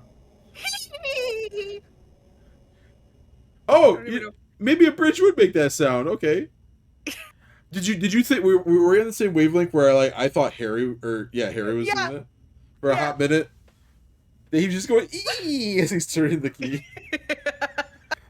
Onomatopoeia for Harry. Anyway. Holy shit. The bridge finally begins to lower, inviting me to the entertainment district. The red light district. After crossing the bridge, I shudder. The temperature is gradually declining. Or maybe it is just a result of the thing inside me that produces nervousness and fear. Vagus nerve. I guess. Yeah. On this wide road, there is not a single motorcycle running. What, do you think that we just all ride motorcycles? It's Philly. I'm running right down the center of it. If I continue forward, Alchemilla Hospital should be on the right. An old building appears in the thick fog. On the signboard, Alchemilla appears in faded letters. Its eeriness caused me to hesitate for an instant. But in the next moment, I placed my hands on the cold gate. I opened the heavy hospital gate, and then opened the door directly to my right that has entrance written on it. Do you want to tag or do you want to keep going? We can tag. Okay. The inside of the hospital is wrapped in silence. To the left, there is a reception area in which various papers are neatly placed on a shelf. Waiting benches are lined up along the back of this hall, and a television is pointed at them. I do not feel the presence of any patients, or even any people. Only faint light pours in through the windows from the cloudy sky. The hall is filled with a trace scent of alcohol, which penetrates my nose. I begin walking after pressing through the waiting room. I reach a long I begin walking. After passing through the waiting room, I reach a long corridor. I open the door marked examination room. Ah! Fuck. The fucking you know that old black and white movie back in the day where like a train comes at the screen or no, there was that western where that dude like shoots a gun at the camera and like actually scared all the old-timey ass people. I know that that's a thing. I have never once witnessed it myself. You just did. That's amazing. I saw the fucking this man just pointed a gun at me and I shouted. Holy fuck, hi Moon. Welcome to the stream. You just saw me get fear for my life because I thought I was about to be shot by this man. Holy fuck. Yeah, Butts, you just... Don't worry, you saw it in real time. Holy fuck. Scared the fuck out of me. That's amazing. At almost the exact same time I opened the door, a man inside jumped up out of his chair. He is holding a handgun in his right hand. I hid behind the door in panic. Immediately counterattack with my gun. Do we want to John Woo this man? Oh. No, we like him. At Do least for we? now. Alright. I'll be a pussy. Wait! I hold my right hand out to try and stop the man. Hold it! Stop! Don't shoot! Wait! I'm not here to fight. Oh. The man calms down and lowers his readied right arm. My name is Harry Mason. I'm in town on vacation. I said all this. My name is Harry Mason. I'm in town on vacation. I said all this without pausing. And then the man took a deep breath and began to speak. Thank God. Another human being. Do you work here? I was truly relived. I was truly relieved. Silent Hill, which has become a habitat for strange monsters. Those words showed his candid questioning of the situation. I'm Dr. Michael Kaufman. I work at this hospital. So maybe you can tell me what's going on? That man who called himself Kaufman once again stirs in the chair he is sitting in. I really can't say. I was taking a nap in the staff room. When I woke up, it was like this. Everyone seems to have disappeared, and it's snowing out. It's snowing out this time of year. He looks off at the floor of the examination room. There on the floor, the corpse of a still warm monster lay on its side. Something has gone seriously wrong. Who's talking right now? I'm just gonna read normally. Something's gone Bruh, I seriously. don't fucking know. Yeah, fuck. Something's gone seriously wrong.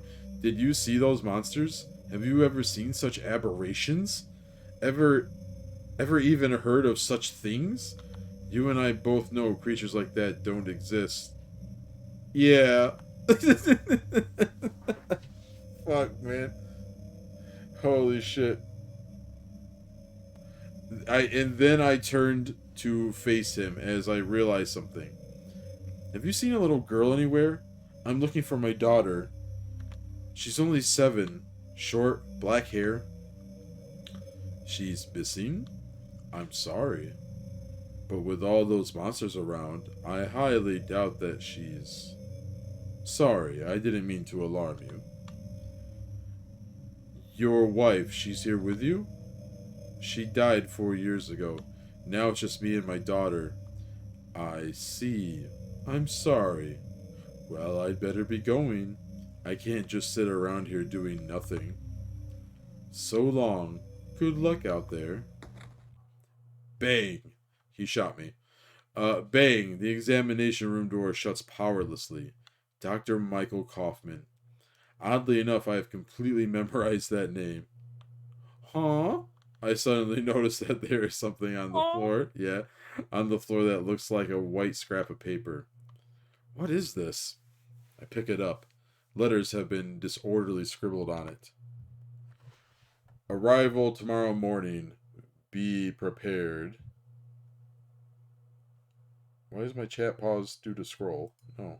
Oh no! I clicked off of the screen. It's being dumb. Hold on. One second. Okay. What's chat pause due to scroll mean? Did I just pause the chat? No, it's paused for you. So if you just like scroll to the bottom so it's live, you'll be good. But I am at the bottom. I don't know what witchcraft and black magic you've done then.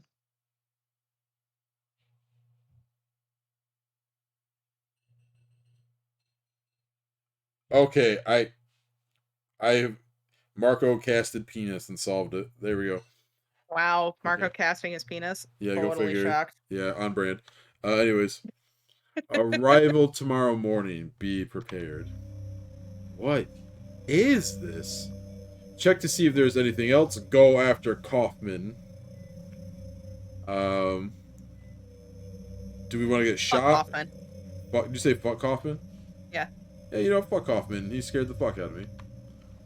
I carefully look around on the floor, but it doesn't appear that anything else interesting has been dropped. I look all around the examination room. Up until a short time ago, this was just a normal room in a hospital with its various instruments and tools all about, each aptly arranged per function. Only only people have been erased from this normal scene. Well, Excuse me, Courtney's napping on her chair. making the situation unnatural. I leave the examination room. I pass through the medicine room and reach a planked floor corridor that silently extends in an L shape. I move forward and found that there was an elevator with a large door at the end of the corridor. I try pressing the buttons beside it. Nothing happens. It looks like the power is off. There are Damn. yeah. There are several doors in the corridor. I begin opening each one in order. I open the door marked meeting room, head inside, and close the door behind me. A large table rests in the center of this room, and I notice that there is something glittering on top of it. Puzzle 2? I grasp the light green key, leave the room, and once again step into the chilly corridor. The next room looks to be the kitchen. I guess that the food for patients is probably prepared here. Worm? Oh, worm? Various bronze cooking utensils are neatly arranged in order on the stainless steel countertop. It does not appear that anything terribly important is here. My toesies are so cold, dude. You need to get socks? No, because I'm not a coward. Damn, okay. I carefully... I feel like I'm being attacked right now. Alright.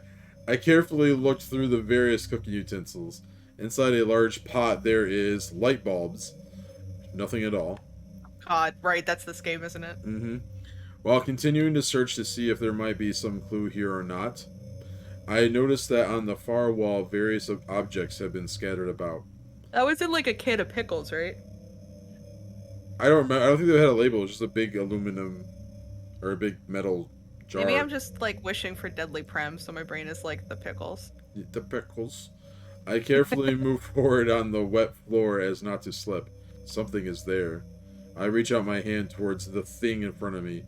Pick up the pet bottle. Pick up the kitchen knife. The fuck does pet bottle even mean? We're gonna find out. Okay. I move past one of the sinks and notice an empty pet bottle sitting on the end of the counter. Perhaps this might come in handy for something, I mutter. I mutter this and grab the empty pet bottle. Then I leave the kitchen. Oh my god, you know what? It's not pet, it's PET. Like, oh, like pediatrician? It's a plastic bottle. Oh, okay. Yeah. That's why it made no sense to us, because we're like, what the fuck is a pet bottle? It means capital P, capital E, capital T. Right. I got you now. Accidentally, great play, because that is the thing we missed when playing the game the first time. Amazing. After leaving... Oh, isn't that one of the items I need for, like, a good ending? Yep. It's the item that you need to save Sybil. Oh, fuck. Alright. After... Redemption. After leaving the... Onomatopoeia for redemption. Onomatopoeia for redemption. Oh. After leaving the kitchen, I head right and place my hand on the first door that I come to. I notice the words director's office out of the corner of my eye as I open the door. From inside the room, a strong stench overflows outward and causes me to feel dizzy. Did I tell you that I almost fucking ate shit at work today? No, you didn't. So whoever decided to set up my fucking cube, interlude, Just decided... Hold on. Just know that you're telling the story to this fucking haunting MIDI music. Perfect. So whoever at my work set up my cube in the long ago did the laziest possible job they could with the cabling. And I had just been kind of like ignoring it because I was rearranging my cube. Mm-hmm. Well, today I got up to try and do something and one of the Ethernet cables had wrapped around my ankle and pulled me and I damn near smashed my face into my fucking cube. Oh my god. And so I called IT and I was like, I am not standing for this. I want things to fix my cables. This is insane. Like, literally the laziest cable management job I've ever fucking seen. That's fucked. So now they're all neatly bundled and they're labeled as they should be. I'm glad you didn't eat shit completely. Also, Moon, I don't know if I actually said thank you for the sub, but thank you for the sub. I did say hello, but I don't know if I said thank you. Someone has ransacked the room. Someone almost fell over on a wire. Behind the desk that probably belongs to the director, several bottles have been broken, leaving red and blue liquid spilled all over the floor. God, bitch, I'm compressed. uh, if I use Oh, if I use the pet bottle, scoop up the red liquid, scoop up the blue liquid, scoop up the mixture of purple liquid.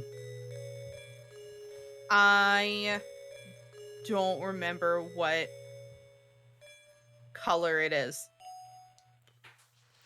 Do we want to just mix it up?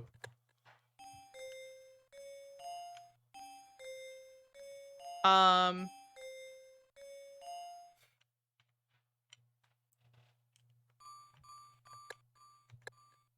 it's purple liquid, I think. Fate is sealed. I get out the pet bottle and use a fragment of the bottom section of one of the broken bottles to pour the purple liquid into it. I still love that it's still pet bottle. Yeah. The sticky liquid drips into the pet bottle. The last drop lingered, but once it finally hit the surface of the liquid already inside the pet bottle, I tightly closed the cap and then left the director's office. Dark says, every time I hear pet bottle, I'm just imagining a small bottle with googly eyes. Hello. Wow, wacky, crazy Silent Hill world. Onomatopoeia for wacky, crazy Silent Hill. I crept out into the corridor once more and stood in front of the door that was closest to the elevator. Okay. I opened the door and the reverberations of the sounds of it opening and then closing shake my eardrums. The walls are made of concrete, and a few steps in, a staircase leading to the basement extends like the folds inside the body of a snake. It is dark and difficult to see. Really like this stair animation. Same. But it looks It like... feels like Resident Evil. Yeah, you're right, absolutely. It is dark and difficult to see, but it looks like there is a door at the bottom of the staircase. Be brave, I mutter to myself. Leaving only the echoes of my footsteps, I descend the staircase to hell one step at a time. And then I open the door leading to the darkness. Oh, Oh? we have to go rescue Carrie from the darkness. Oh? Sora has the Keyblade. Alright. Carol has the keyblade. Did someone mention the door to darkness? I I could see that the electricity was most likely out in the entire hospital. I pressed the switch on the flashlight on my chest and tried lighting the area. It is creepy, and yet there is nothing noticeably out of place. Chilly air drifts from the cold concrete, and it seems as if touching it would completely rob my body of its warmth. While moving through the corridor, I try opening the doors as I come to them.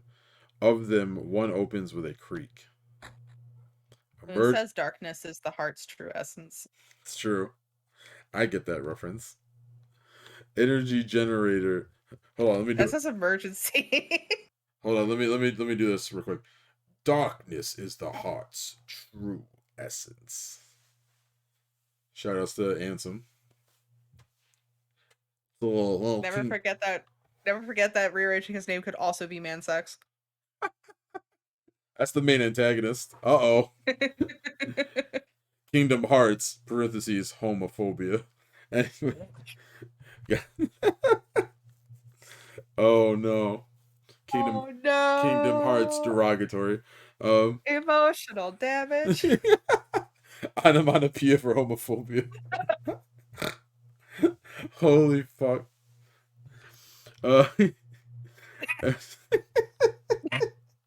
Emotional damage. Oh, that whole sequence comboed me, dude. Holy fuck. Oh fuck. Emergency generator is written on the machine that occupies most of the room. To reach the second floor and above it did not look like there was any method, other than using the elevator. So without hesitation, I turned the machine on. Yeah, man, what the fuck are you doing, I bet? Do I look like a woman who has played Kingdom Hearts? Buns is technically correct. Do I look like a human? Buns, what if I make you watch me play Kingdom Hearts for a stream? I think I'd be okay with it. I would be very confused if you threw me into like the third one, but Oh I think I could no, vibe. I feel like this would be one of these journeys where I'm taking you to the whole desert. I could vibe with it. We got a lot on our plate already, but we'll keep that in mind. Yeah. Um, I God, this imme- sound is atrocious. I know I'm gonna try to get through this. I immediately head for the elevator. I press the up button. The heavy sound of the motor and sounds of metal parts coming into contact with each other almost sound like intertwined screams. With a ding, the elevator stops and its doors slowly open. Oh, that was That cool. was brutal. Yeah. The inside of the I I suspect that a lot of these ones that were like, "Oh, this sound is brutal," is because it's a MIDI file. So it's like it's got that grittiness that a lot yeah. of Oh, MIDI files it's do. chunky. Yeah. Yeah. Kingdom Judd. I just read that. Uh, the inside of the elevator is large. It seems to be about big enough to accept 3 hospital beds. Buttons for each floor are lined up to the right of the elevator door. They are marked 3, 2, 1, and B from the top down. First, I head to the second floor. However, after I step off the elevator, I find that the door connected to the corridor that leads to the rooms on this floor is locked. With shit's locked. With no alternative, I try heading to Fuck. the third floor, but I find that it is in the same state. Welcome to Silent Hill. There we go. Welcome to Silent fucking Hell. Now we really in here. Uh, Billy Zane will show up briefly and then get kicked out because Disney got mad he was in a movie that was criticizing America's war on weapons of mass destruction. Holy fuck! I had no idea. What, that we lied about it? No, I just didn't know that's why he wasn't back. That was that was the joke. Oh yeah. Kingdom Hearts. Anyways. Well, what now? I have already Billy Zane derogatory, according to America.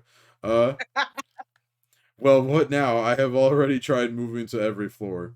With nothing else to do, I re-entered the elevator and then could not believe my eyes. This is just playing the game. This is playing the original game right here. Of the buttons for each floor, 3 was definitely the highest floor just before. In spite of that, a new number 4 button has been added.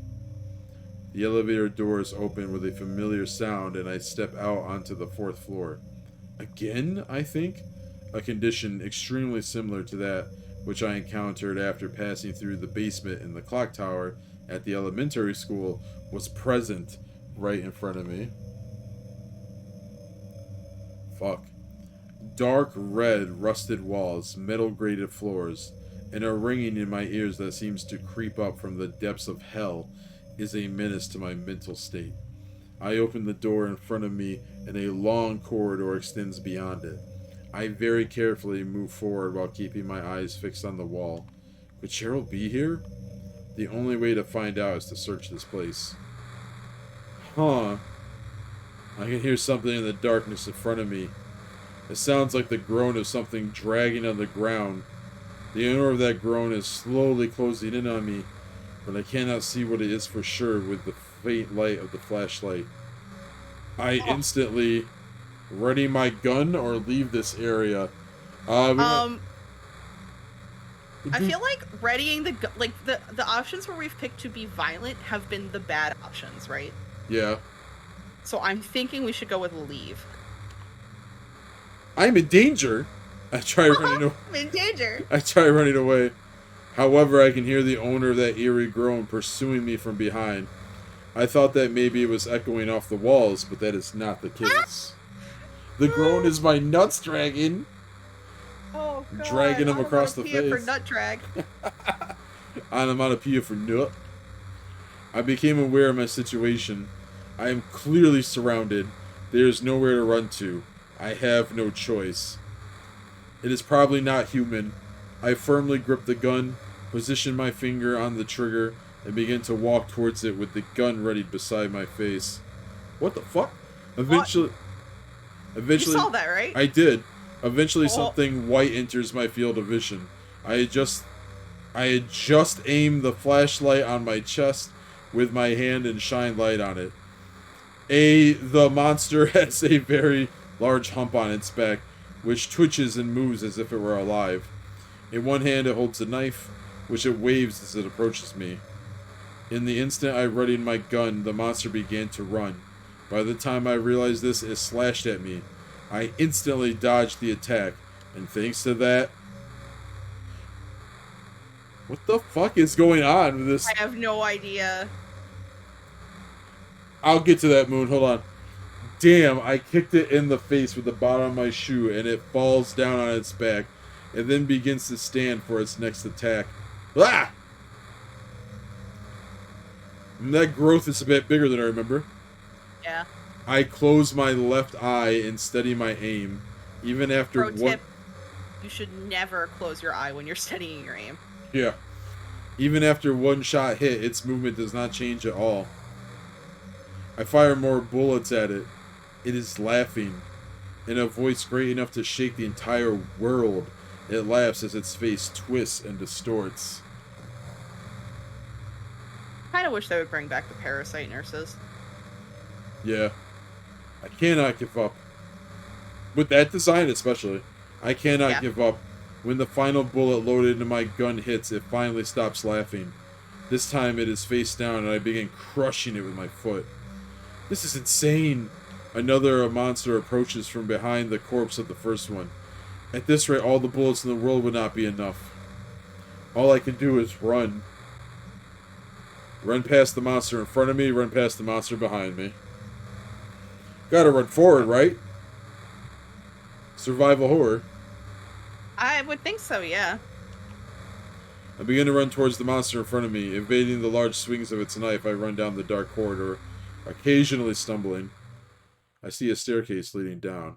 I race down it, knowing that whether if something was waiting for me or not at its base. Don't And forget Moons. and before I do, I go Hinshin. Oh, it turned on. I guess I'm transformed. Oh man. Here, give it a second. It's gotta pop back on my stream. There we go. I'm thinking about Cheryl. Even if she is held prisoner somewhere in this hospital, there is no guarantee that I can rescue her. And in fact, there is no reason that the staircase I am descending should lead me to Cheryl. I begin to think that all of my current actions are all meaningless. However, generally speaking, since I arrived in Silent Hill, no, since the day before leaving for Silent Hill, no, even longer ago, since the day I met Cheryl, perhaps I have had no choice in my actions, that they have been determined by the someone's will. As I continue to the base of the stairs, I contemplate what if my life, up to this point, had just been on one track. As I descend the stairs, my ears began ringing again. The ringing is so forceful that it cannot even be compared to before, and it forces me to squat down. What in the world has happened? Perhaps I have opened a door to hell, a door that should never be opened. Something is clearly changing, and it is for the worse. Going back will not be permitted. I must move forward. Forward. I put my hands together on my head, and then squeeze my temples slightly by using my elbows. The ringing then begins to sound like a demon is whispering in my ears. However, it doesn't stop. I blindly begin to run. Even if I am to die in this mad land, I must save my beloved Cheryl first. Believing that the answers are beyond the door, I know that I must discover at least one clue. Several overlapping square figures are shaking in time with the sound of my heart. It is the wall at the end of the area. Another wall lies perpendicular to it. There is a door present on this wall, with a plate on it that says Storehouse. What's happening over here? I'm looking over, I just see, does he have a juicy ass? Because Moon said that Harry's becoming a monster. Oh man. I regret designing Harry. I- Onomatopoeia for regretting designing Pyramid Head. Uh, God, that's so real too. Some chemicals have been placed on the table that is next to the door. There are 3 beakers of different sizes and a test tube. The test tube contains a liquid that is of a different color to that which is in the leftmost beaker. I found a memo. To create it, you must come up with one deciliter of liquid and Deciliter. deciliter, thank you, and of liquid and pour it into the test tube. No more or no less, that man had said. But there are no graduations. Yeah, graduations on the beakers. This makes it impossible to come up with 1 deciliter using these 3 large beakers. Explanation of controls. Use the D-pad to select a beaker that contains liquid and then confirm with the A button. Then choose the beaker that you wish to move the liquid to and press Oh, the A I button. love these puzzles. You know, it didn't give me any control prompts for that first puzzle, but okay. Uh, Using the 10 deciliter, 7 deciliter, or 5 deciliter beakers, you must create an amount of exactly 1 deciliter.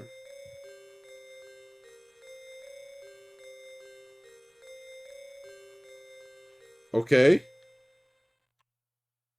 The door won't budge an inch. Okay. That was weird. Okay. Why is the... So the 10-liter one is currently full, right? Yeah. And these have nothing. Pour the 10-liter into the 5. Without spilling any. And then... Pour the 5 into the 7. I think. Hold on. Well, let's see how it works. It has been a hot minute since I've done one of these. Okay, well, it puts all 5 in. Right. If you put that 5 into the 7 now, that should give you 3. Won't it spill over? No. Oh, without spilling.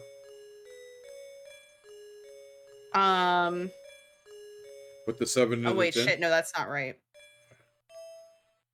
I can just restart it if you want. Yeah, you can just pour them back into the 10. Oh. Like I said, it's been a hot minute since I've had to do one of these puzzles. Okay. Fucking tell me where to aim missing no at, and I'll fucking... Boy, ain't that fucking missing no, though. Yeah.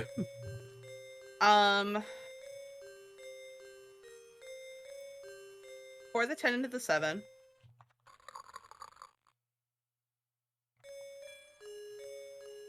Pour the 7 into the 5.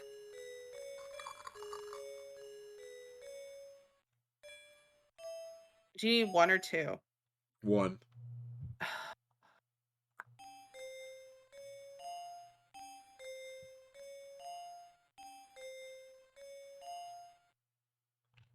Oh. Pour the 5 into the 10. Okay. Pour And the then- 2 5.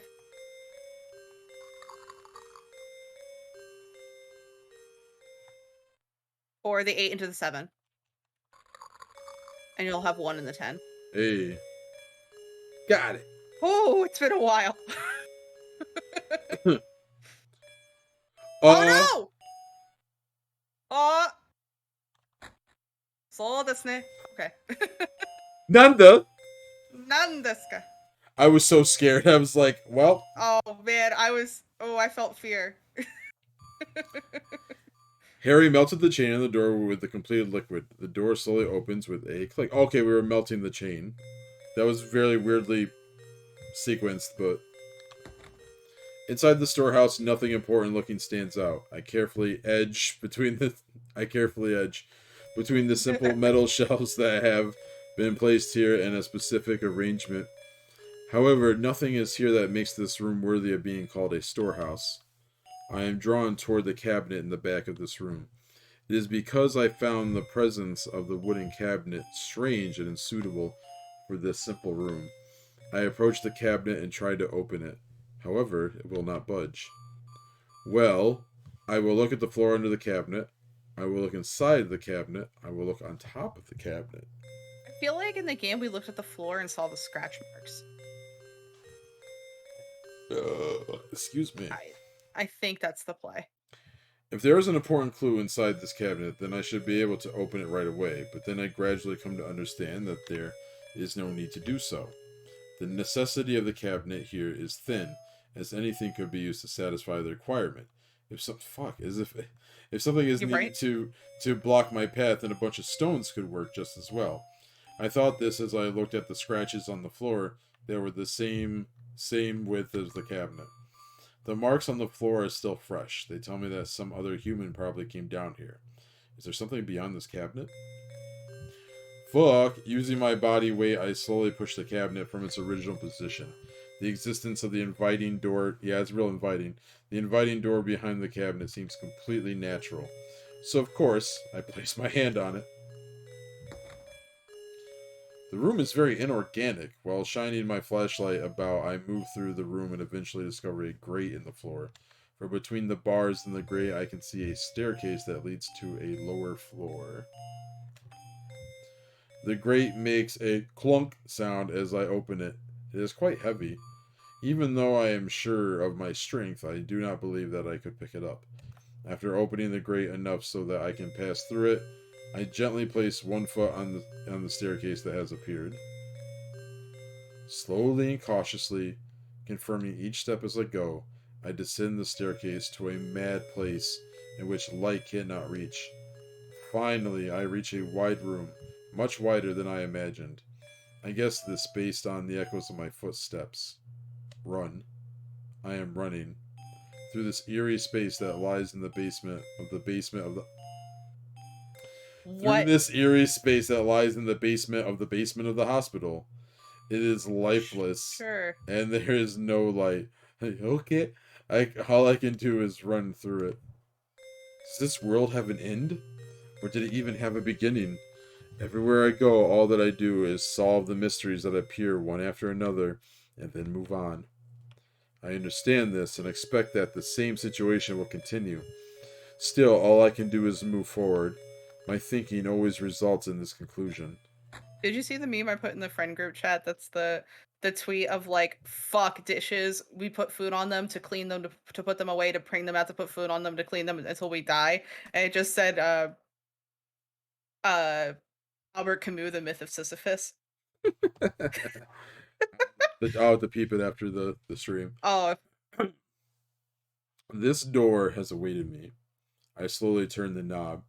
The inside of this room is different from the ones I have countered up to this point, and I can feel life in here.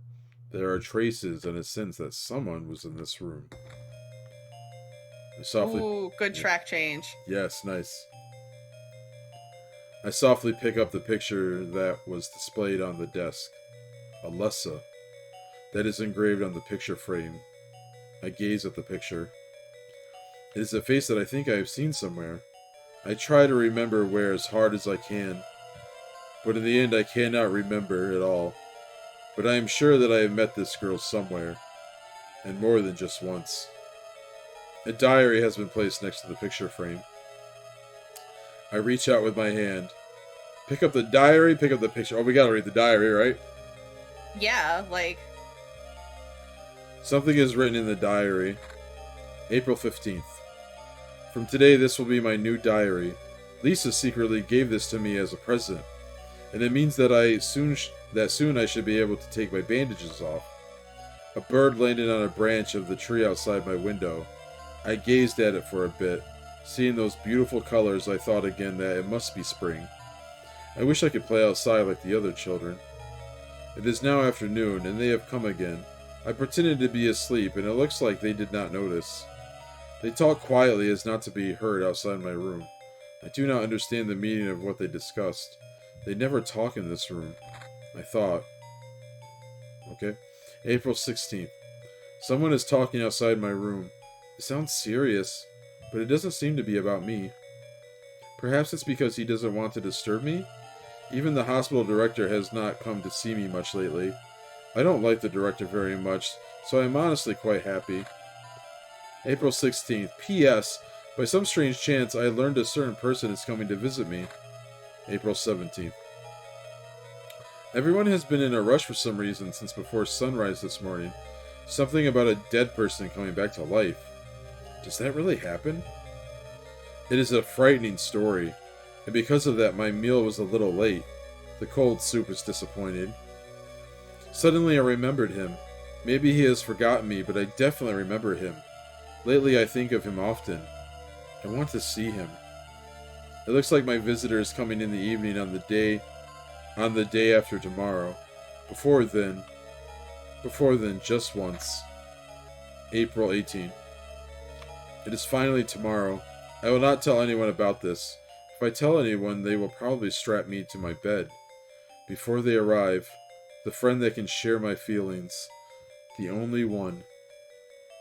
I wonder if she will realize this? Tonight I will go to bed early. April 19. I must get out of here. For the first time in a while I have worn my favorite pendant. Does it look good on me? I will write about the results here tomorrow. April 20. The last page is blank. I place the diary under my arm and prepare to leave the room. However, my eyes once again return to the picture frame that the diary had been placed next to. She was all alone, but I have Cheryl. The girl in the picture is appealing to me for something. In the painful silence, I can feel a spiritual message. After wavering, I removed the picture from the frame and slid it into my pocket, and then I left the room. Alessa. Just who is she? And why was her picture on display in the deep basement of the hospital? And where was that strange feeling of life that I sensed in that room coming from? I am unable to figure any of it out. And so I am irritated.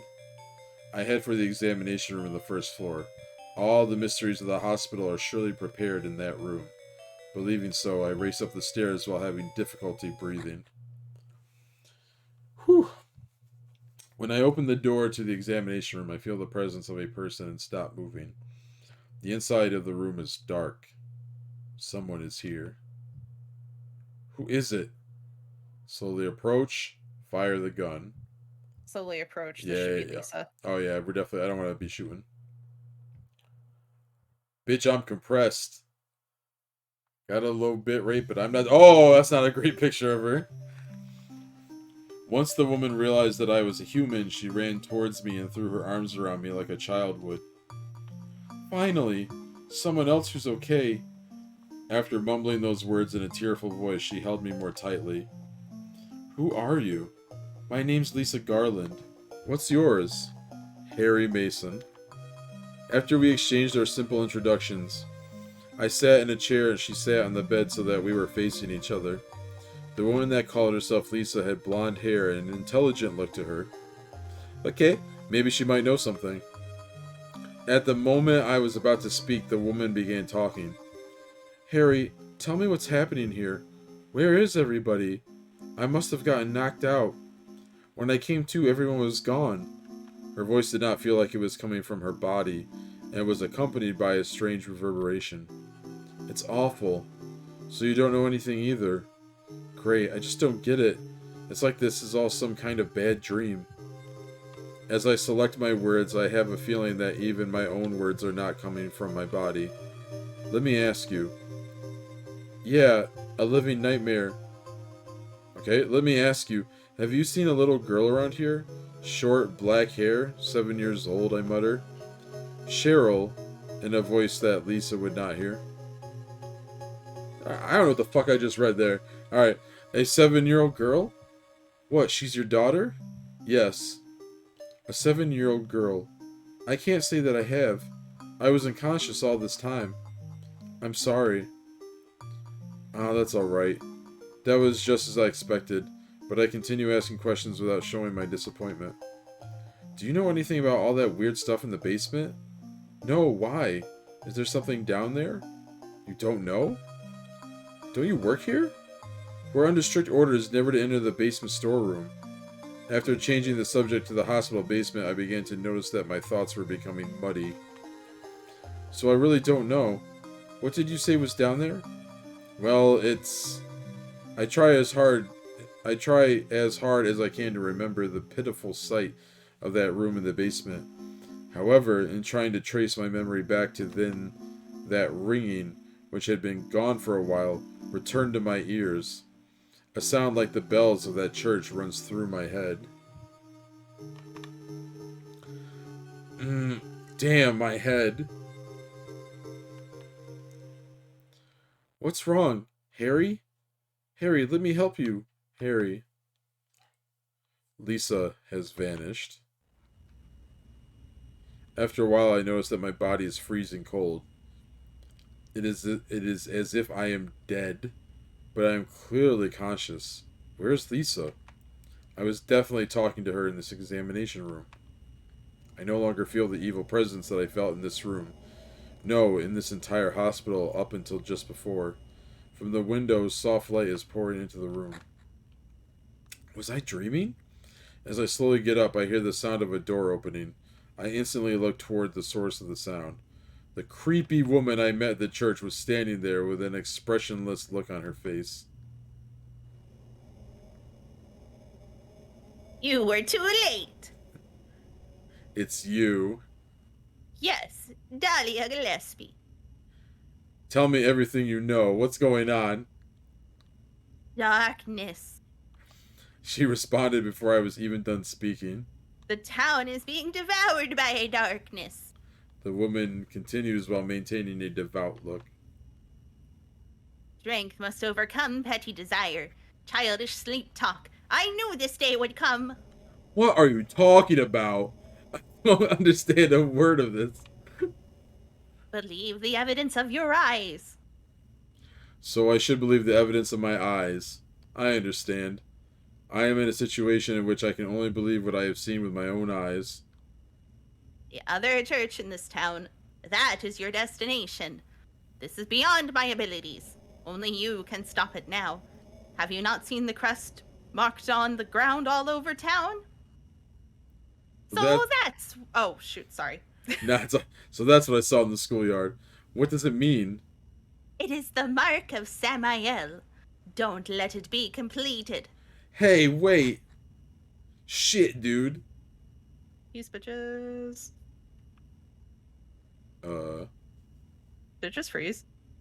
did this GBA game just freeze? Oh no. But like, obviously the Oh emulate. no. All right, hold on. Let me let me try one thing. Uh, I'm glad I'm not super invested in this one in terms of like. But let's just see, because there was save files, right? So I Yeah. don't know if it auto saves or if.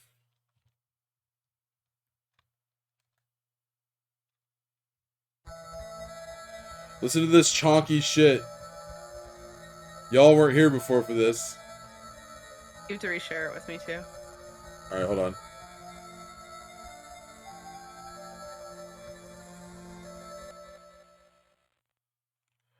Okay, start. Okay, it did auto save. Let me. Digital trading card? Don't worry about it. Okay. I don't know what it is, so.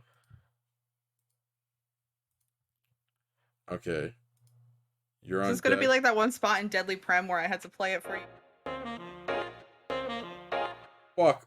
I fucked up. Sorry. What the hell? I I don't know see what happened. nothing on the stream. Yeah, I know. Something fucked up. Okay. Is your stream fine? I see nothing on Discord. When I click it, I see it. I don't. Okay, there we go. What the Oh, fuck? I just stopped it because you.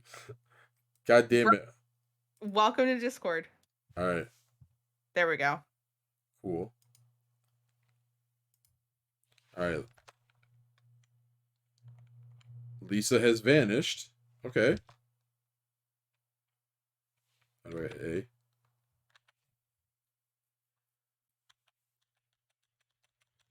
Let me just mash for a bit. Hey, you old bitch.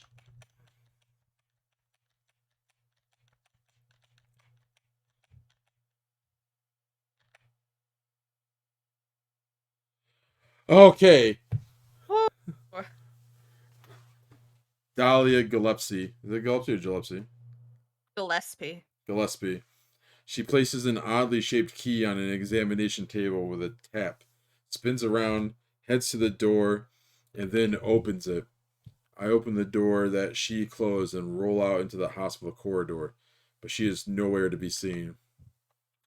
The other church. But if I exclude the church I already visited, I do not see anything that looks like a church on the map. I slowly open the phone book attached to the payphone in the corridor. Is is there a is there a mark as present to guide me? It's in Oh, there. oh, in there. Yeah, okay, that's my bad. In there, a mark is present to guide me. It is next to the phone number for an antique shop in the northeast area of the shopping district. Yeah, full on skunk. Tag.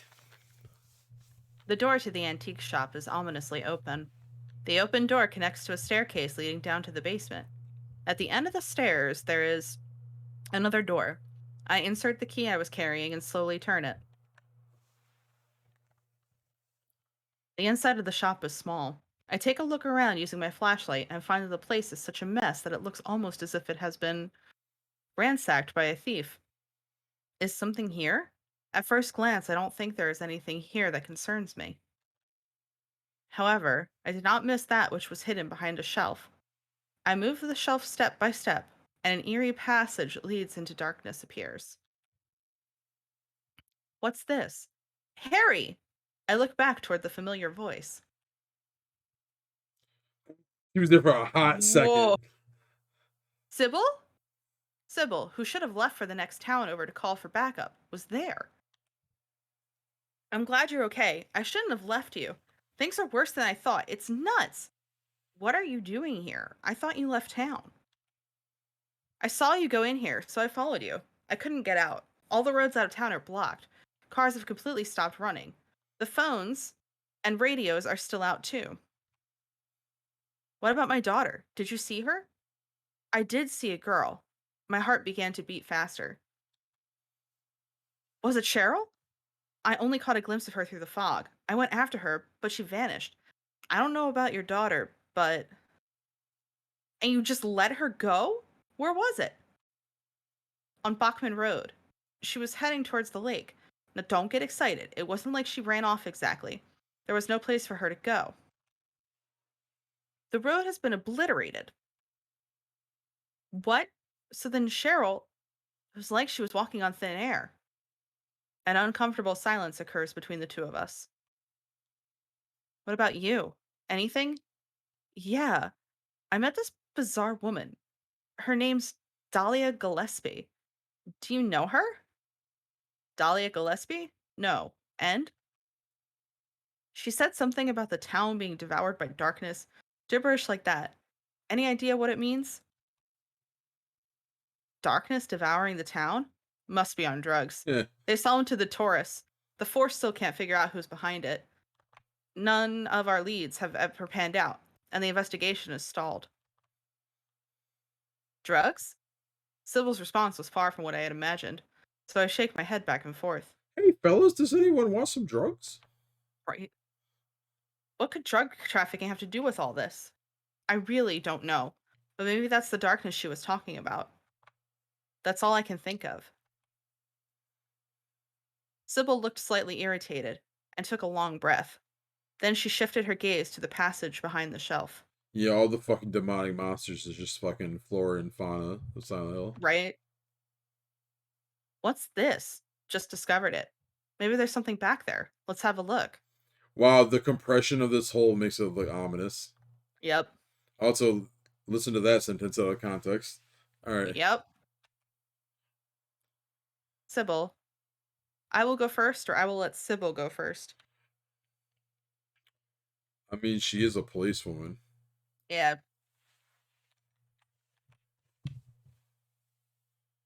I I cannot beat her bravery. Even though I look like this, I am a police officer. Please trust me. I will stay here. If anything looks wrong, then yell back to me. Sybil brightly smiled and then disappeared into the darkness. After a bit, I was not longer. What? Okay, that's you motherfuckers. You just said you were letting her go first. That doesn't mean we just stand here and do nothing. Right? What a lie. What a liar. Anyways. After a bit, I was no longer able to hear the echoes of her footsteps from the passage. It looks like the passage is longer than I thought. I took another look around the disorganized antique shop. The shop in itself is just beyond the bottom of the stairs leading down from the entrance. Inside, it looks like what I would expect an antique shop to look like, as it is all cozy and such. So things like that passage leading deeper in are unimaginable.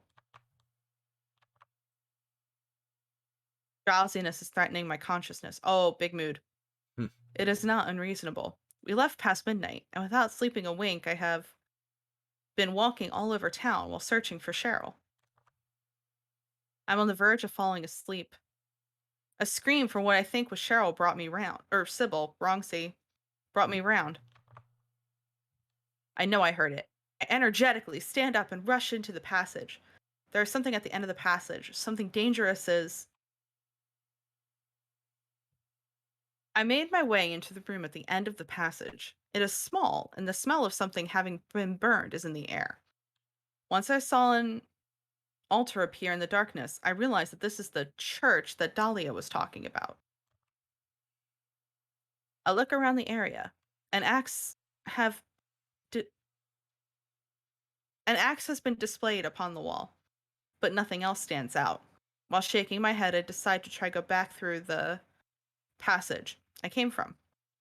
And at that moment, a light bright enough to make me look away emanates from the altar.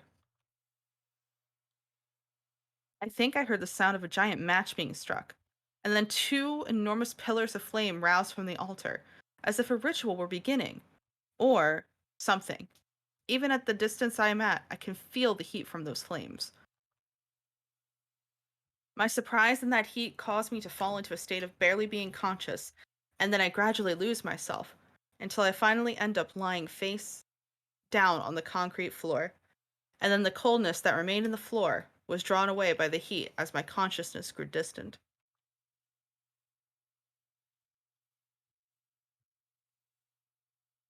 Reed, are you okay? Harry? Harry? Where am I? Harry? Lisa? That I'm in the hospital? Terrible translating. You were having a bad dream. Was I? Hey, you don't look too good. Are you okay? I'm fine. Nothing you need to worry about. Well, if you're sure. Lisa, do you know a woman named Dahlia Gillespie? Oh, yeah, that crazy Gillespie lady. She's kind of famous around here. She never sees anybody, so I don't know that much about her. But I heard her kid died in a fire, and supposedly she's been crazy ever since. Well, she says that the town is being devoured by the darkness. Do you have any idea what she's talking about? The town, devoured by the darkness. Yes, I think I do. Before this place was turned into a resort, the townspeople here were on the quiet side. Everybody followed some kind of queer religion. Yeah, the Eh, queer! woo! Silent Hill derogatory. Weird occult stuff. Black magic, that kind of thing. As young people moved away, the people figured they'd be summoned by the gods. Evidently, things like that used to happen all around here all the time. Before the resort, there wasn't really anything else out here. Everyone was so flipped out. Gotta blame it on something. Then a lot of new people came in, and everybody clammed up about it. A cult. Last time I heard anything about it was, gosh, years ago, when several people connected with developing the town died in accidents. People said it was a curse. By the way, that particular line is like the entire justification for Silent Hill Homecoming's bullshit. Oh, really? Mhm. Oh, can't wait. Oh, I'm sorry. I'm rambling. I'll shut up. Lisa is. Zipping my pants. Anyways. What is going on with this translation? This is the fan translated one, right? Yeah. Okay, I mean, it's the only way because it never was released officially. true. The reverberation of Lisa's I'll shut up remained in my ears. I wonder how long I had been asleep. I found myself in that antique shop again. 1 second. Right.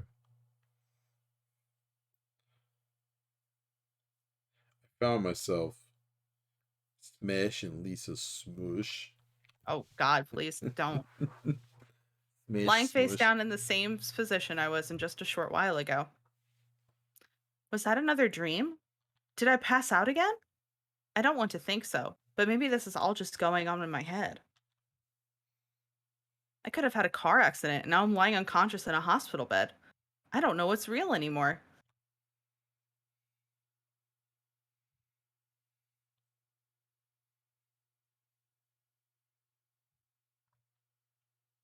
He- Hello? Sybil said Cheryl was heading towards the lake, but the road to the lake is blocked. Aren't there any other roads? Lisa would probably know. Although I am limited on what I can do, I still have one piece of information for finding Cheryl. So I cannot just remain here. I energetically stand up, open the door of the antique shop, and rush back to the town. Just leaving. Yep. Cool. The town has turned into that nightmarish world. It's as if the danger in the town increases with every second. In order to find Lisa, I turn on the flashlight on my chest and begin to run at full speed. I left the antique shop with the intention of reuniting with Lisa, but I discover that all the roads leading to the hospital are blocked. With no other choice, I enter the shopping mall, town center in the shopping district.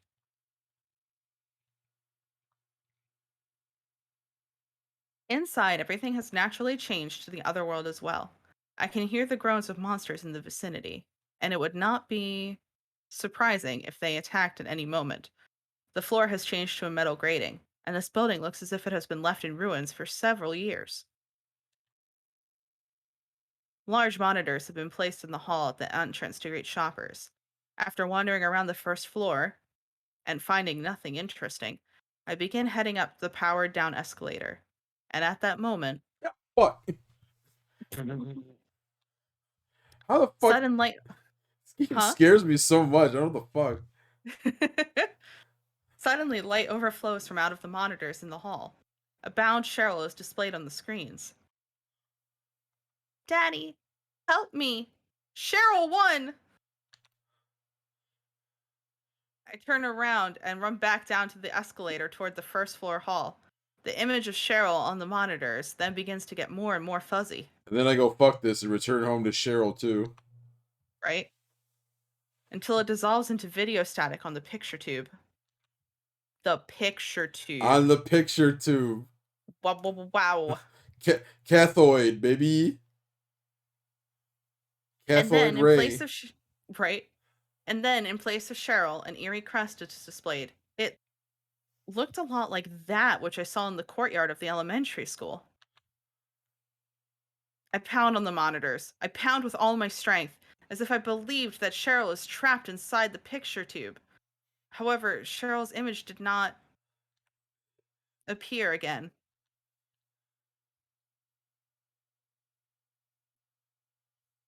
I'm convinced. Cheryl was definitely taken away by someone and is being held by them, and she is waiting for me to rescue her.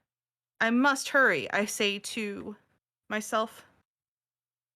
Hello, my good girl. You're not lost. No, That's you're Cheryl. not. My little good girl. That's just Harry speaking to that creepy TV. Right. That picture too. We can, I don't know. Which one do you want to do? I'm this is the second floor because fuck it. Okay. The second floor is Immediate first sentence is like fuck you. Yeah, go ahead. fair. The second floor is more brutal than the first and is completely deserted. However, I am paying attention. I can hear a sound like a liquid substance splashing from somewhere. I can sense that something that is not human is there. I turn toward the direction of the noise and began to run, and then I discover the source of the noise.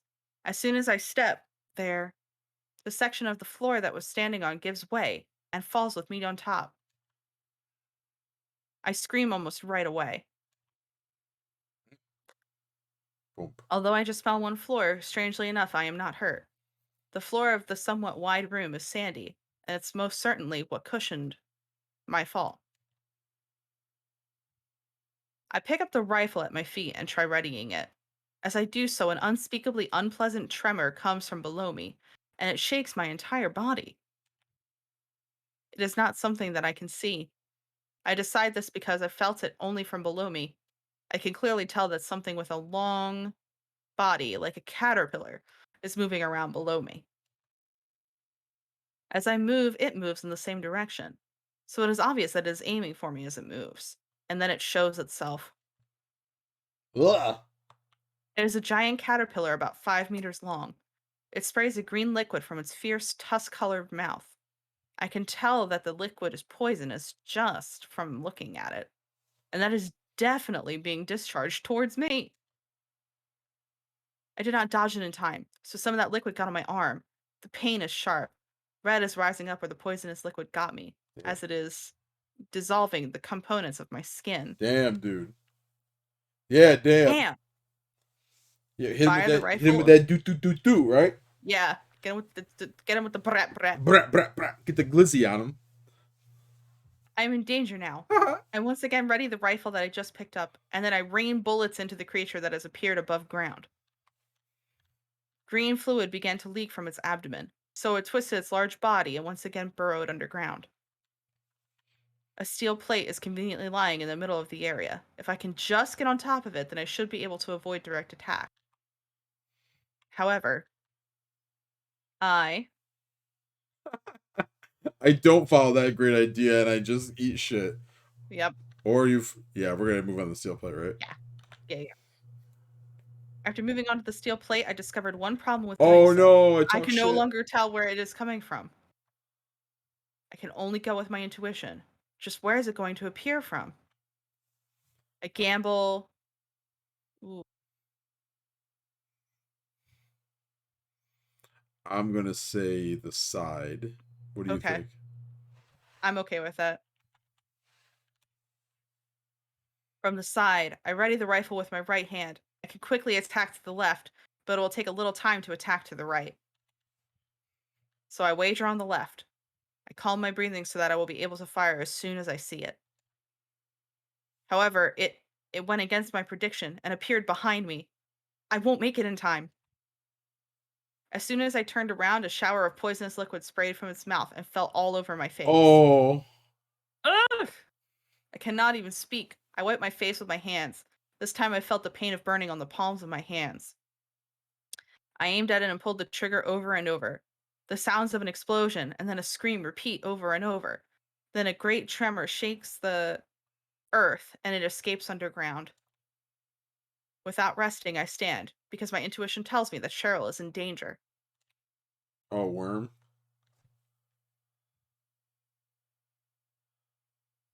I All leave the town center. right, so this game is a bit longer than I thought. Yeah. Uh, I but since it auto saves, let me. Okay, I guess I can't pause it. What if I was to hit this button? Oh, that's a fast skip. Okay. Anyways, but it auto saves. So do you want to just pick it up next week? Yeah, we can pick it up tomorrow. Or Okay. next week. Yeah. All right. Let me just bop bop. Um, and let me move the camera. Okay. Thought thought this motherfucker would be. I looked up like the time, and it may sound like it just be a little over. To be fair, that time to be is also like not including us reading each line. That's true. That does spend a lot of time. They're just assuming that you're just reading on your own. But yeah, I think we'll either finish it next week or it'll be two more sessions tops. Because I do think there's Yeah. like some extra scenarios and stuff. Like the one I'm really interested is if I read it correctly, I don't quite remember, but there might be. I think there's like a Sybil Gaiden where like you get to follow what Sybil was doing all that time. Ooh, cool. Yeah, so Uh, so it might be 3 tops, but that's fine. Uh, Regardless of when this game is finished, uh, I will then be taking my mini break, and I will be playing Doom original, not Ooh. not the 2016. And that game is relatively short, so depending on how long it takes me to beat it, I might, instead of going right back to Silent Hill, play the second Doom game. Okay. Um, but we'll see. We'll see how many sessions it actually takes. Because if it takes like 5 to 6 sessions, I might call that good for the break. Um, but if it's like 3 sessions, then I might, um, play something else for a little bit longer. But that's the Steez, guys. Thanks for coming in. Um, I think if you missed the first parts, this is a really good one to go back and watch the VOD. There's some funny, dumb shit that happened. Uh, this game is simultaneously very creepy in weird ways and also very dumb, and I love it. More so than Silent Hill normally can be. Um, Yeah. but till then, we'll leave you guys be. So everyone have a good night. But Good say night. say oh, fuck, you already did it. All right. Good night, everybody. Take care.